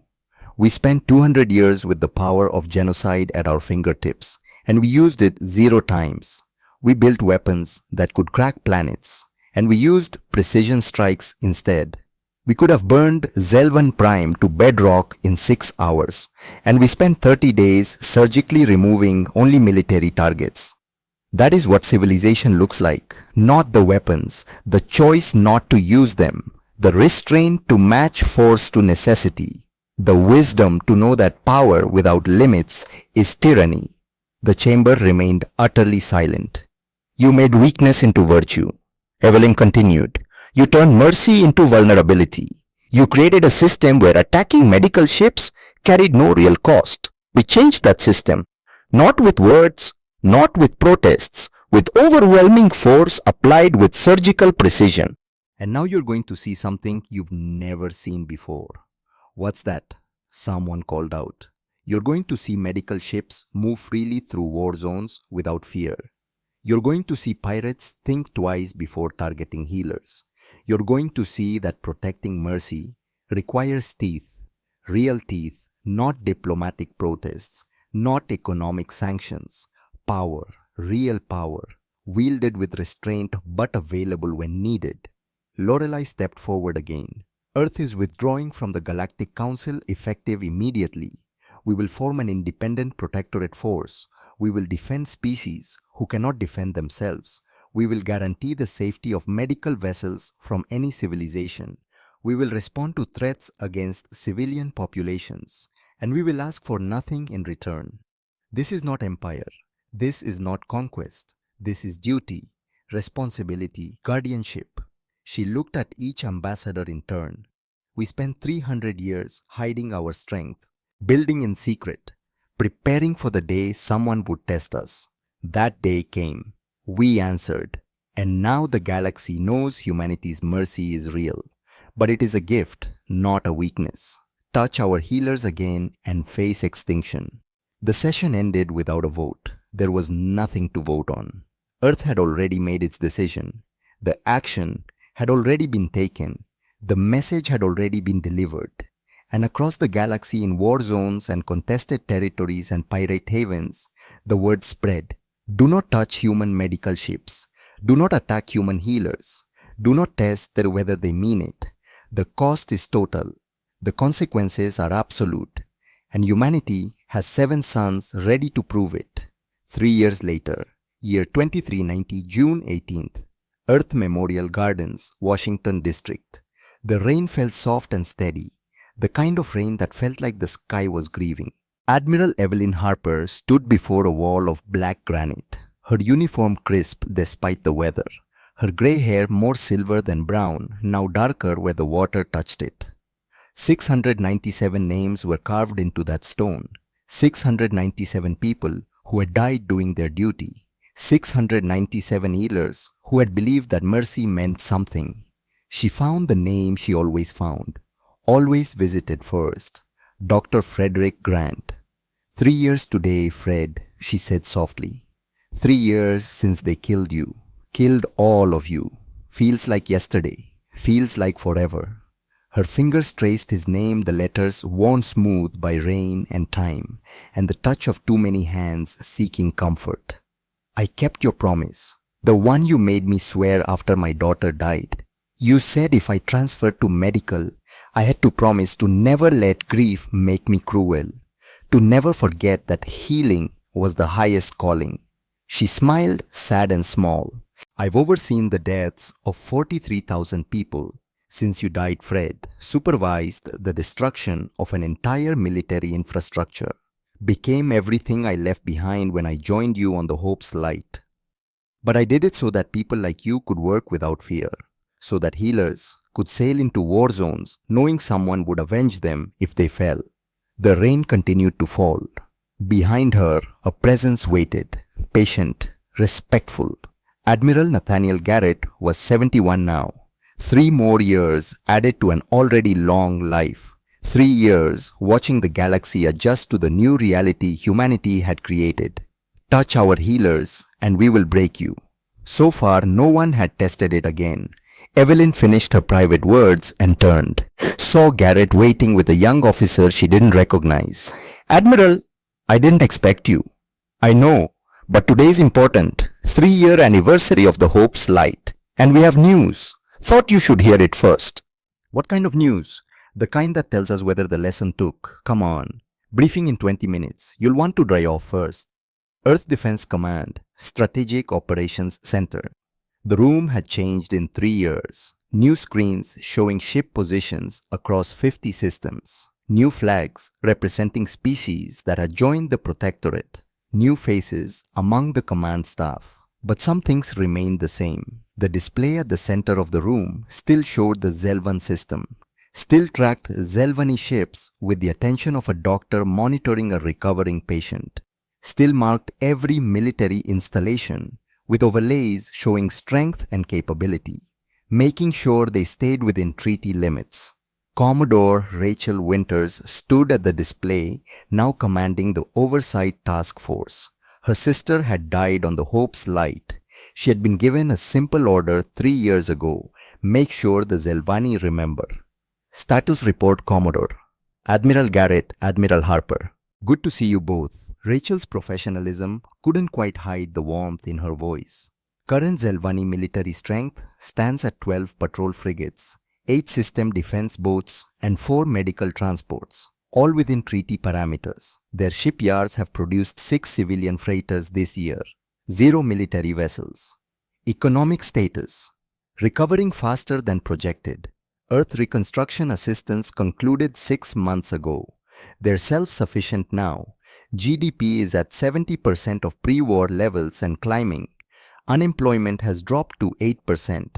Food production exceeds domestic needs. Evelyn studied the data. They're doing well. Better than well, Rachel agreed. Premier Tashiva has proven to be an exceptional leader.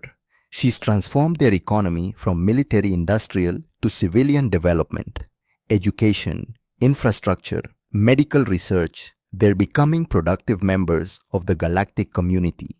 Then the people, how do they feel about us?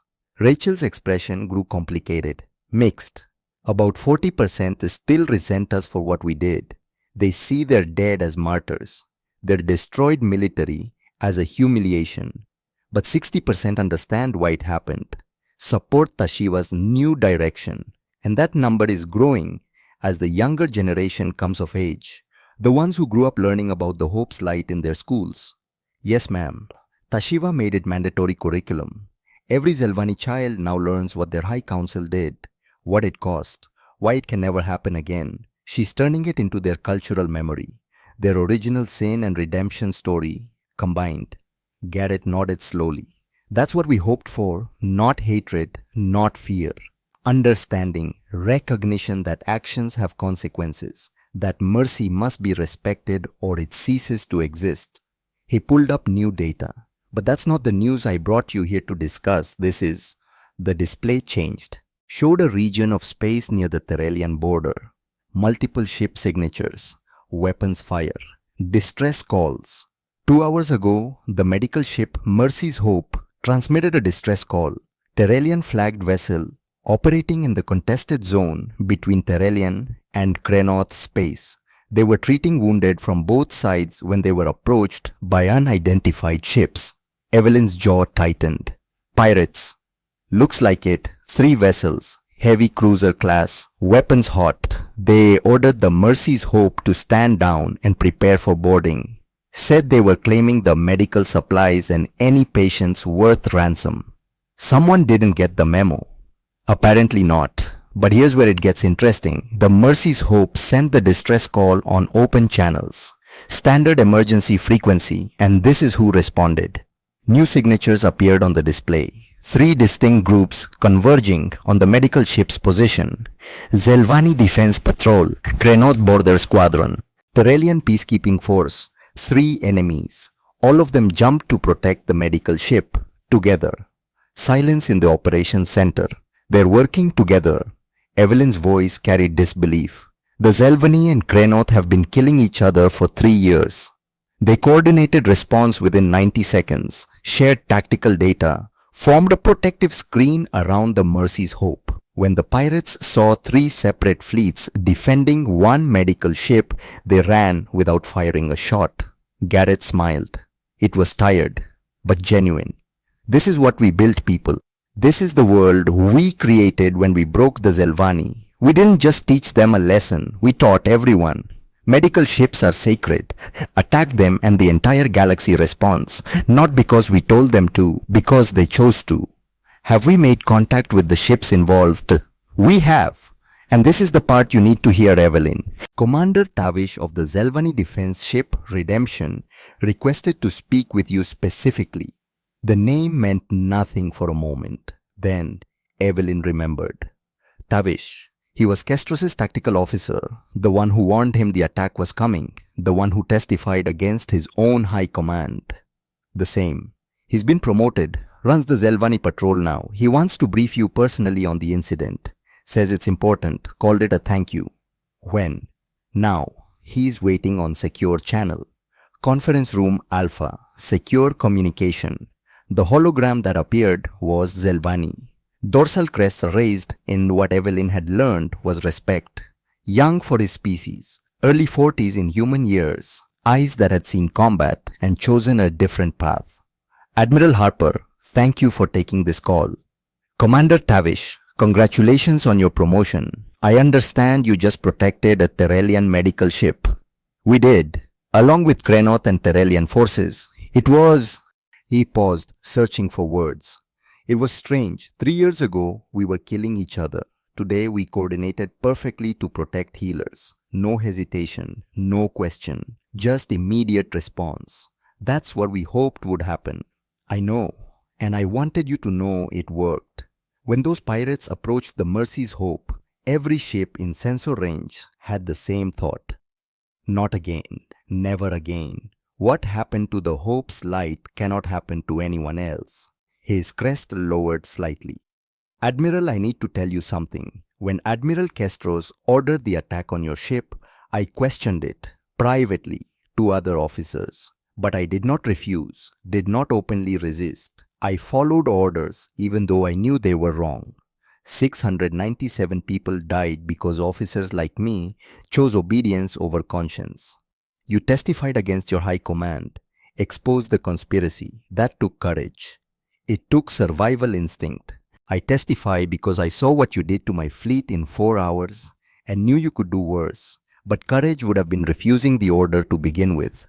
Courage would have been standing up before 697 people died.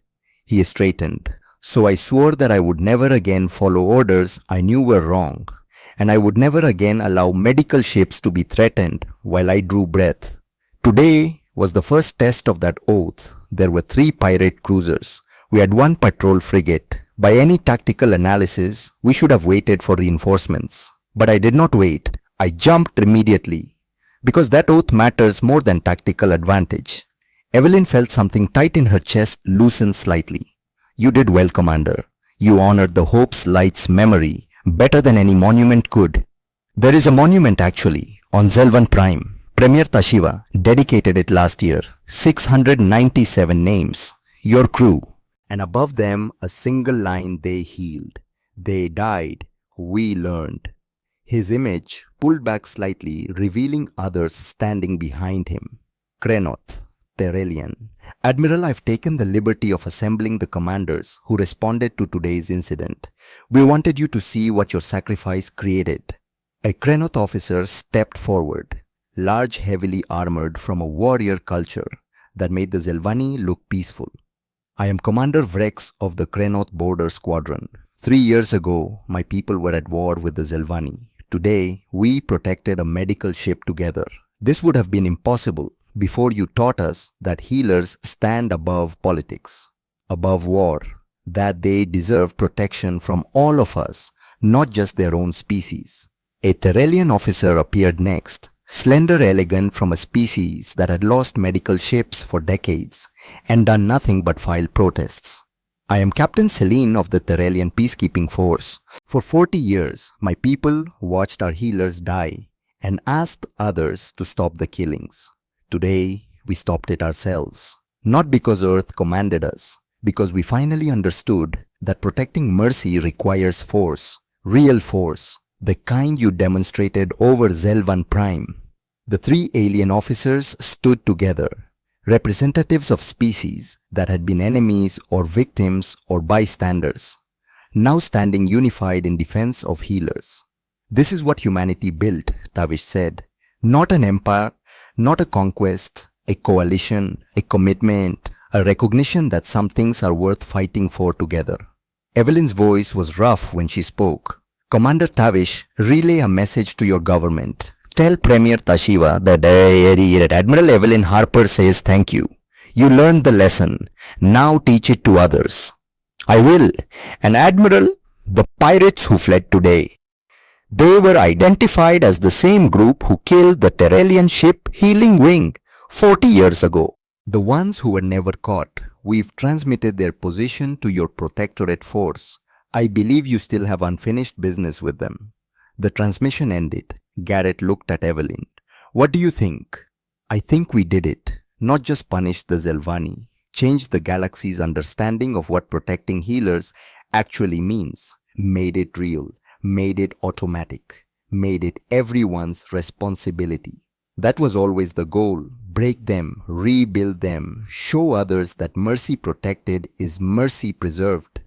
Sir, what about those pirates? Tavish is right. They're the ones who killed the Healing Wing 40 years ago. The Terrelians never got justice.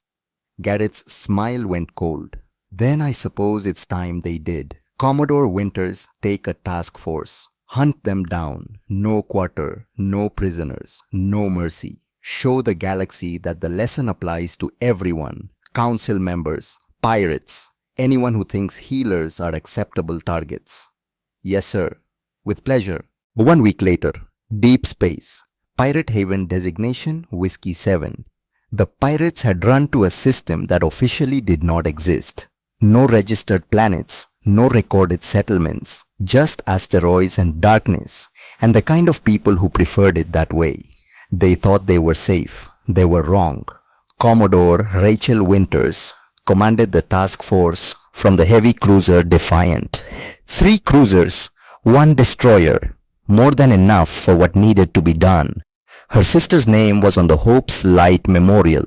She had been 26, a nurse who sang to patients to calm them before surgery. Rachel hadn't cried at the funeral, hadn't cried during the bombardment of Zelvan Prime, hadn't cried in 3 years. Tonight she would sleep well. Sensor contact, multiple ships in the asteroid cluster. Configuration matches the vessels from the Mercy's Hope incident. Are they alone? Negative, Commodore. Detecting approximately 20 additional ships. Looks like a full pirate base. Small freighters, patrol boats and... Ma'am, we're reading a disabled medical ship. Looks like they've been using it for parts. Rachel's hands tightened on her command chair. Which medical ship? IFF is badly damaged but... Ma'am, it's Terrelian. Age profile suggests 40 years. This could be the Healing Wing. The ship that started it all. 40 years. 40 years, these pirates had operated freely, killing healers, stripping medical ships, living off the suffering of others while the council filed protests and did nothing. Hail them, Let's see if they understand what's about to happen. The pirate leader appeared on screen, human ironically, from one of the outer colonies that had rejected Earth authority decades ago. Scar across his face, eyes that had forgotten what mercy looked like. Well now, Earth military, long way from home, aren't you? This is Commodore Rachel Winters of the Earth Protectorate Force. You attacked the medical ship Mercy's Hope 6 days ago. You are also wanted for the destruction of the Theralian medical ship Healing Wing 40 years ago. You will power down your vessels and prepare to be destroyed. The pirate laughed. Destroyed, lady. There are 20 ships here. You've got 4. The math doesn't work in your favor. How about you turn around before someone gets hurt? The math works fine. Your 20 ships crewed by cowards who prey on the weak were 4 ships crewed by people who spent 3 years making sure no one ever attacks healers again. We know every tactic you've ever used because humanity invented most of them. You have 30 seconds to power down. After that, we stop being polite. You're bluffing. 29 seconds. The pirate's smile faded. He looked off screen, conferencing with others. Listen, we can deal. You want the medical ship? Take it. Want information. We know things about Council fleet movements. Could be valuable. 15 seconds. Damn it, you can't just attack us. There are rules. Even in war, there are rules. Rachel's voice went deadly quiet. She thought of her sister, of the song she used to sing. You're right, there are rules. The most important one is simple. Don't touch medical ships. You broke that rule 40 years ago. You broke it again 6 days ago. My sister died on the Hope's Light following those rules. Now you pay the price. Time's up. All ships, weapons free. Target the pirate vessels. Leave nothing but debris. The battle was not a battle, it was an execution. Human weapons had 3 years to be refined. 3 years of practical experience breaking military forces. 3 years of knowing that the galaxy was watching, judging, waiting to see if Earth meant what it said. The pirates fought. They were not incompetent. Had survived decades in one of the most dangerous professions in the galaxy. It did not matter.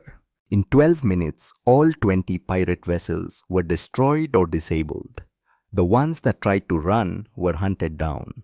The ones that tried to fight were obliterated. The ones that tried to surrender were ignored. Rachel had been given an order, no quarter. She followed it. When the last pirate ship went dark, she opened a channel to the Theralian government. Theralian Council, this is Commodore Winters of Earth Forces. 40 years ago, you lost the medical ship Healing Wing to pirate attack. 342 of your people died. The council investigated, but justice was never delivered. Today, we found the pirates responsible. They are dead, all of them. Consider this a belated but sincere condolence for your loss. She paused. And a promise. No one attacks healers while Earth draws breath. Not council members, not pirates, not anyone. This is the new law. We enforce it with extreme prejudice. Tell the galaxy. The transmission ended. That night, Rachel Winters cried for the first time in 3 years. Not from grief, from relief. Her sister's death had meant something. 2 years later, year 2392, Earth Protectorate Force Academy, graduation ceremony. 5 years after the Hope's Light died, humanity had created something new. The Academy trained officers not just for war, but for peacekeeping. Not just to destroy, but to protect. To stand guard over the galaxy's vulnerable and dare anyone to test them. Admiral Nathaniel Garrett stood at the podium, 73 years old, officially retired from active command, but still teaching. Still making sure the next generation understood. You are the first class to graduate from this academy. The first generation trained specifically for the mission we've undertaken. Guardian duty. Protectorate service. Standing watch over those who cannot defend themselves. 200 cadets stood at attention. Young faces, eager eyes, most of them born after the Hope's Light. Growing up in a galaxy where medical ships moved freely and pirates feared to attack them. They did not remember how it used to be. That was Garrett's job, to make sure they never forgot. 5 years ago, a medical ship called Hope's Light was destroyed by the Zelvani collective. 697 healers died. It was not an accident, not a mistake. It was a test. They wanted to see if humanity would actually respond to the murder of our medical personnel or if we would accept compensation and move on like other species had done for centuries. He pulled up the image, the debris field, bodies floating in space, medical equipment scattered among the stars. We responded. We destroyed their military in 4 hours of combat. We spent 30 days dismantling their war machine from orbit. We killed 43,000 of their warriors. We broke them so thoroughly that 3 years later they protect medical ships alongside former enemies. Silence in the auditorium. Some called us monsters. Some said our response was disproportionate. They asked how 697 deaths justified 43,000. I will tell you how. He pulled up new statistics. In the 5 years before the Hope's Light, there were 27 documented attacks on medical vessels across the galaxy. In the 5 years since, there have been 2, both by pirates who were subsequently hunted down and eliminated. Medical ship casualties have dropped 97%. Healers work without fear. Wars continue, but the wounded receive treatment regardless of which side they fight for. 697 died so that millions could live. That is the calculus. That is the burden. That is the responsibility you are accepting by graduating today. He looked at them, saw himself 50 years ago, young, uncertain, not yet carved by the hard decisions that command demanded. You will be sent to war zones. You will stand between civilians and violence. You will protect medical ships and humanitarian convoys and refugee populations. You will be asked to use overwhelming force, to respond to threats with devastating precision. And you will be asked to show restraint, to know when to destroy and when to spare, to understand that real strength is choosing not to use all the power at your disposal. This is hard, harder than pure war, where the objective is simple victory. You must be strong enough to break anyone who threatens the innocent, and wise enough to stop before you become the thing you fight against. Admiral Evelyn Harper stood from her seat in the front row. She had been asked to speak as well, as the survivor, the witness, the one who had died and returned. Admiral Garrett has told you about the calculus, about the numbers, about the strategy. I'm going to tell you about the cost. She walked to the podium. At 57, she looked older than her years. Gray hair, lines carved by hard choices. But her eyes were clear, determined. Her dress uniform bore decorations from 5 years of protectorate service, actions against pirates, interventions in civil conflicts, humanitarian missions, and one decoration that stood out. A simple ribbon marked with a white cross on red background. The Hope's Light Memorial Ribbon, given only to the 3 survivors. I was captain of the Hope's Light when she died. I was on the bridge when the torpedoes hit. I watched my crew die, felt the ship break apart around me, spent 2 weeks in surgery afterward, barely alive, wondering why I survived when 697 others did not. She pulled up images, not of the debris field, not of the attack, of her crew, alive, smiling, working. Dr. Frederick Grant, Chief Medical Officer. He saved 3,000 lives in 23 years of service. Taught me that healing was the highest calling. Died in Medical Bay 1 when a torpedo struck while he was trying to stabilize a Krenot soldier. Ensign Riley Morrison, 23 years old, sensor officer. She wanted to be an explorer. Map unknown systems. She died at her post sending distress signals until the bridge lost power. Lieutenant Jameson Blake, 28, communications officer. He sang at crew parties, had a voice that could make you cry.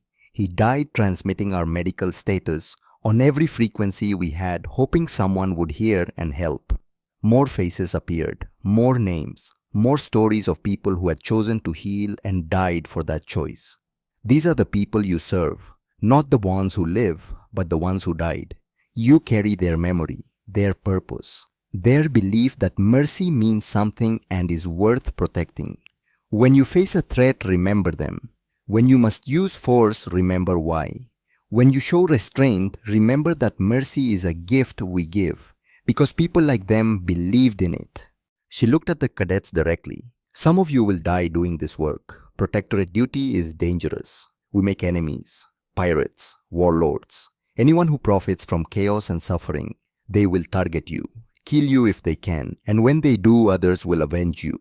We'll hunt down those responsible and eliminate them, because that is the promise we made. Touch our guardians and we will break you.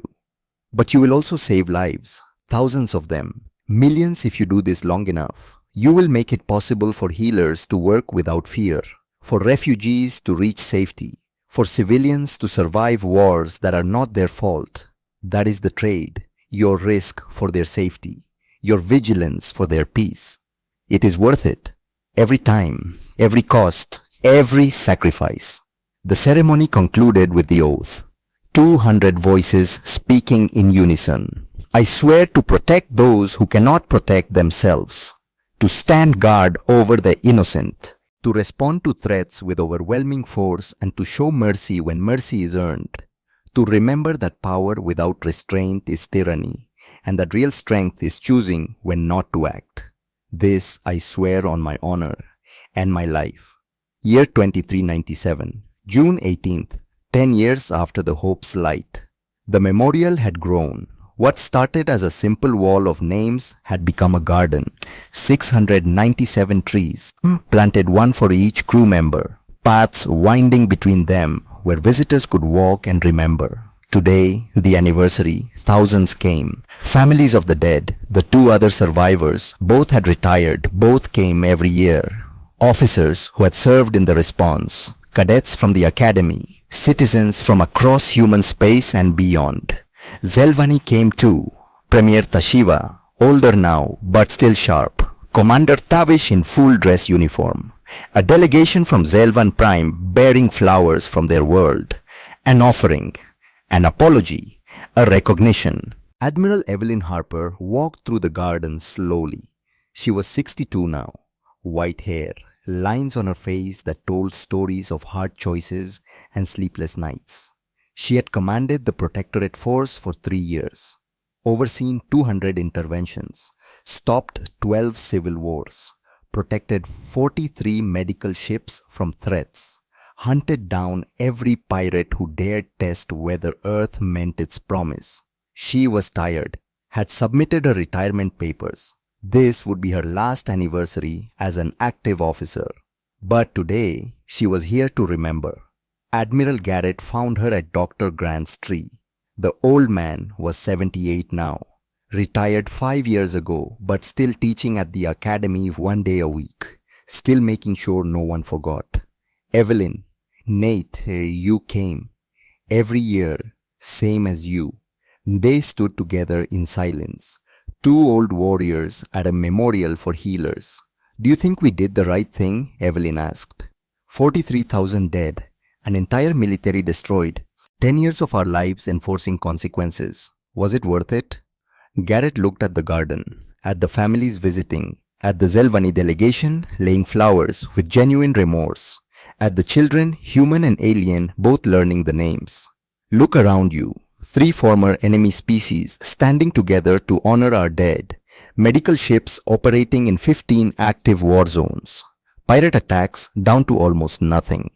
And this, he pulled up a data pad showing recent news. Yesterday, a medical ship in Krenoth space had an equipment failure. Not an attack, just a malfunction. Within 20 minutes, ships from 6 different species arrived to offer assistance. 6 species. Former enemies, all dropping what they were doing to help healers because that's what the galaxy does now. By killing 43,000 people, by teaching a lesson so harsh no one will ever forget it.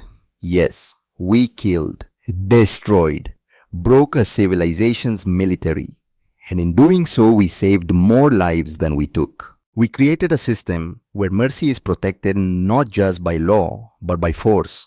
Where attacking healers brings immediate and overwhelming response, where the entire galaxy has learned that some lines cannot be crossed. Evelyn nodded slowly. Fred would have hated the violence. He believed healing was always possible, always better than hurting. Fred would understand that sometimes you have to fight so that healers can do their work without being murdered. That mercy must be defended or it ceases to exist. A sound interrupted them. A signal transmitted on open frequencies across the garden. Medical ship under attack. Sector 47. Unknown aggressors. Request immediate assistance. Before Garrett or Evelyn could move, responses came flooding in. Zelvani Defense Ship Redemption jumping to render aid. Krenoth Border Squadron responding. ETA 14 minutes. Terrellian Peacekeepers en route. Human Protectorate Force Battle Group 3 moving to intercept. On the corporate security vessel Titan offering assistance. 8 responses in 30 seconds. From 6 different species. From former enemies and neutral parties and corporate interests. All rushing to protect a medical ship they did not know, carrying patients they had never met for no benefit except doing what was right. Evelyn felt tears on her face for the first time in years. That's your answer, Nate. That right there. 10 years ago, a medical ship would transmit distress and die waiting for help that never came. Today, the entire galaxy responds in seconds. Not because we told them to, because they chose to, because they learned. Because 697 people died and 43,000 followed them. And now everyone knows the cost of forgetting. The alert updated. The aggressors had fled before any response arrived. Just the knowledge that help was coming had been enough. Premier Tashiva approached them, Commander Tavish at her side. Admiral Harper. Admiral Garrett, we have completed our offering at the memorial. We wish to speak with you before departing. Premier, Commander, thank you for coming. It means a great deal that you continue to honor our dead. It is the least we can do, Tashiva said. Your dead purchased our enlightenment at a price we could never have paid willingly. They died healers. We responded by killing them. And in turn you taught us what that meant, not through words, but through consequences we could not ignore. She gestured to the garden. We have built a similar memorial on Zelvan Prime, 697 names, and above them a message they healed. We killed them. We learned. Never again. Every Zelvani child visits that memorial before their 10th birthday, Tavish added. They learn the names, learn what we did, learn what it cost. Not just for you, but for us. 43,000 of our warriors died because our leaders forgot that mercy is sacred. That lesson is now carved into our culture. We will never forget. That was the point, Garrett said. Not revenge, education, making the cost of forgetting so high that no one will ever test it again. You succeeded, Admiral. The galaxy is different now. Better. Medical ships move freely. Healers work without fear. Wars continue, but the wounded receive treatment. The innocent are protected. Not perfectly, not completely, but better than before. Much better. Tashiva reached into her robes and pulled out a small package. We brought something. Not to apologize. Apologies are insufficient for what we did, but to honor, to remember, to promise. She unwrapped it carefully. Inside was a sculpture, 697 small figures carved from Zelvani crystal that caught light and reflected it in colors that had no names in human languages. Each figure was unique, detailed, precious. 697 healers, each one carved by hand by a different artist on Zelvan Prime. We commissioned this 5 years ago. It took 300 sculptors working full-time to complete. Each artist studied one crew member, learned their life, their work, their dreams, and then carved them into immortality. She held it out to Evelyn.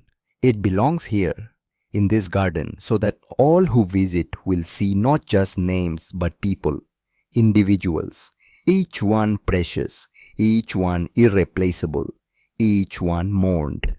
Evelyn took the sculpture with shaking hands. In the light of Earth's sun, the 697 figures seemed to glow, seemed alive. Thank you. There are no words. Words are insufficient. Action is all we have. We acted wrongly 10 years ago. We act rightly now. We protect healers, honor their memory, teach our children, and we promise on the graves of our own dead that Zelvan will never again raise hand against those who heal. The ceremony continued into evening. Speeches were given. Stories were told. All 697 names were read aloud so that none would be forgotten. As the sun set, Evelyn stood at the central monument with Garrett beside her. "We should address them," Garrett said quietly. "One last time, together, the witness and the architect, the survivor and the commander. They deserve to hear from us." "What do we say?" "The truth, the whole truth, the cost and the consequence and the choice." They walked to the podium together. Two old warriors who had built a new world on the graves of 697 healers. Evelyn spoke first. "10 years ago, I commanded a medical ship.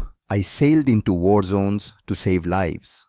I believed that mercy was sacred, that healers stood above politics, that the rules protecting us meant something." She paused. "I was right about mercy being sacred. I was wrong about the rules. The rules did not protect us. They died with 697 of my crew. But what rose from those ashes was something stronger than rules. A commitment, a promise, a recognition that mercy must be defended or it dies. Not defended with words, but with force, real force, overwhelming force, the kind that makes it clear, touch our healers and we will break you. 10 years later, that promise holds. Medical ships move freely. Healers work without fear. The galaxy has learned. Garrett stepped forward. "Some call us monsters for what we did, for killing 43,000 to avenge 697, for destroying an entire military infrastructure to protect healers. They say the response was disproportionate, excessive, cruel. They're right. It was all those things. It was also necessary. Because mercy without teeth is just wishful thinking. Peace without power to protect it is just waiting to be violated. For centuries, the galaxy had rules protecting healers. Those rules failed. Again and again, ships were attacked, healers were killed, and nothing changed because the cost was never high enough to matter. We changed that, made the cost absolute, made it clear that attacking healers means your military dies, your infrastructure burns, your power ends. Immediately. Certainly. Absolutely." He looked at the assembled crowd. Was it worth it? Ask the healers working tonight in 15 active war zones. Ask the refugees who reached safety because protectorate ships guaranteed their passage. Ask the civilians who survived because we intervened. Then ask if 43,000 deaths were too high a price. Evelyn took over again. "We don't ask you to call us heroes. We're not. We're guardians. The ones who stand in the dark and dare the monsters to test us. We killed. We destroyed. We broke a civilization to teach a lesson. That doesn't make us good. It makes us necessary. The Hope's Light crew were the heroes. They healed. They gave mercy freely. They believed in the better nature of the galaxy. They were murdered for that belief. We avenged them. Not because revenge is noble, because deterrence is necessary. Because the only way to protect healers is to make attacking them suicidal. 10 years later it works. The lesson holds. And 697 people did not die for nothing. She looked at the memorial, at the 697 trees, at the sculpture of 697 healers carved in crystal and light. We remember. We honor. We promise. No one will forget. No one will test us again. And healers will sail into hell, knowing that if they fall, we will avenge them so thoroughly that the galaxy will tremble. The crowd stood in silence. Then, slowly, they began to applaud. Not celebration, recognition, understanding, acceptance of the hard truth. Mercy must be defended, and humanity had learned how. 5 years later, year 2402, Admiral Garrett's final report. Admiral Nathaniel Garrett sat in his study on Earth, 78 years old, 54 years of service, retired now for 3 years but still sharp, still watching. The walls were covered with commendations, photos, memories of a lifetime in uniform. On his desk, the photograph of Evelyn Harper at her academy graduation. Young, smiling, believing that building weapons meant they would never need to be used. Beside it, a small piece of debris from the Hope's light, a fragment of the ship's nameplate. He had kept it all these years. He picked up a pen, began writing his final report. To Earth Protectorate Command, from Admiral Nathaniel Garrett, retired Refinal Assessment, Operation Retribution plus 15 years. 15 years after the Hope's light, I can finally answer the question, was it worth it? Medical ship attacks down 98%, galactic cooperation unprecedented, former enemies now allies. The lesson learned. But the cost? I dream of the Zelvani dead every night. 43,000 faces I never saw. 43,000 families who mourned. Was it worth it? Ask the healers working tonight without fear. Ask the children who grew up in a galaxy where mercy is protected. Ask Evelyn Harper who died and came back and taught the galaxy what real strength looks like. I did what was necessary. History will judge if it was right. I'm ready for that judgment. He signed it, sealed it, left it on his desk. That night, Admiral Nathaniel Garrett died in his sleep, peacefully, at home, surrounded by memories of 7 decades of service. The report was found 3 days later, filed in the archives, where it would remain a final testimony to the cost of mercy defended. The medical shape, Hope's legacy, sailed through contested territory. 20 years had passed since the Hope's light died. A new generation of healers had grown up never knowing a time when medical ships weren't protected. Captain Sarah Mitchell commanded from the bridge. 29 years old, named after the woman who had commanded the Hope's light. A tradition now. Every medical ship captain bore the name of someone from that lost crew. Captain sensors detect weapon signatures. 3 unknown vessels approaching. Sarah felt her heart rate spike. She had studied the Hope's light incident at the academy, had memorized every name, had sworn the oath at their memorial, broadcast medical status, all frequencies. Before the unknown ships could respond, alerts flooded in. Zelvani Defense Ship Redemption responding. Krenoth Squadron inbound. Terrellian peacekeepers jumping. Human Protectorate Force Battle Group 3 en route. Within 90 seconds, 12 warships from 4 different species surrounded the Hope's legacy. A protective shell. Absolute. Unbreakable. The unknown ships fled without firing a shot. Sarah stared at the tactical display.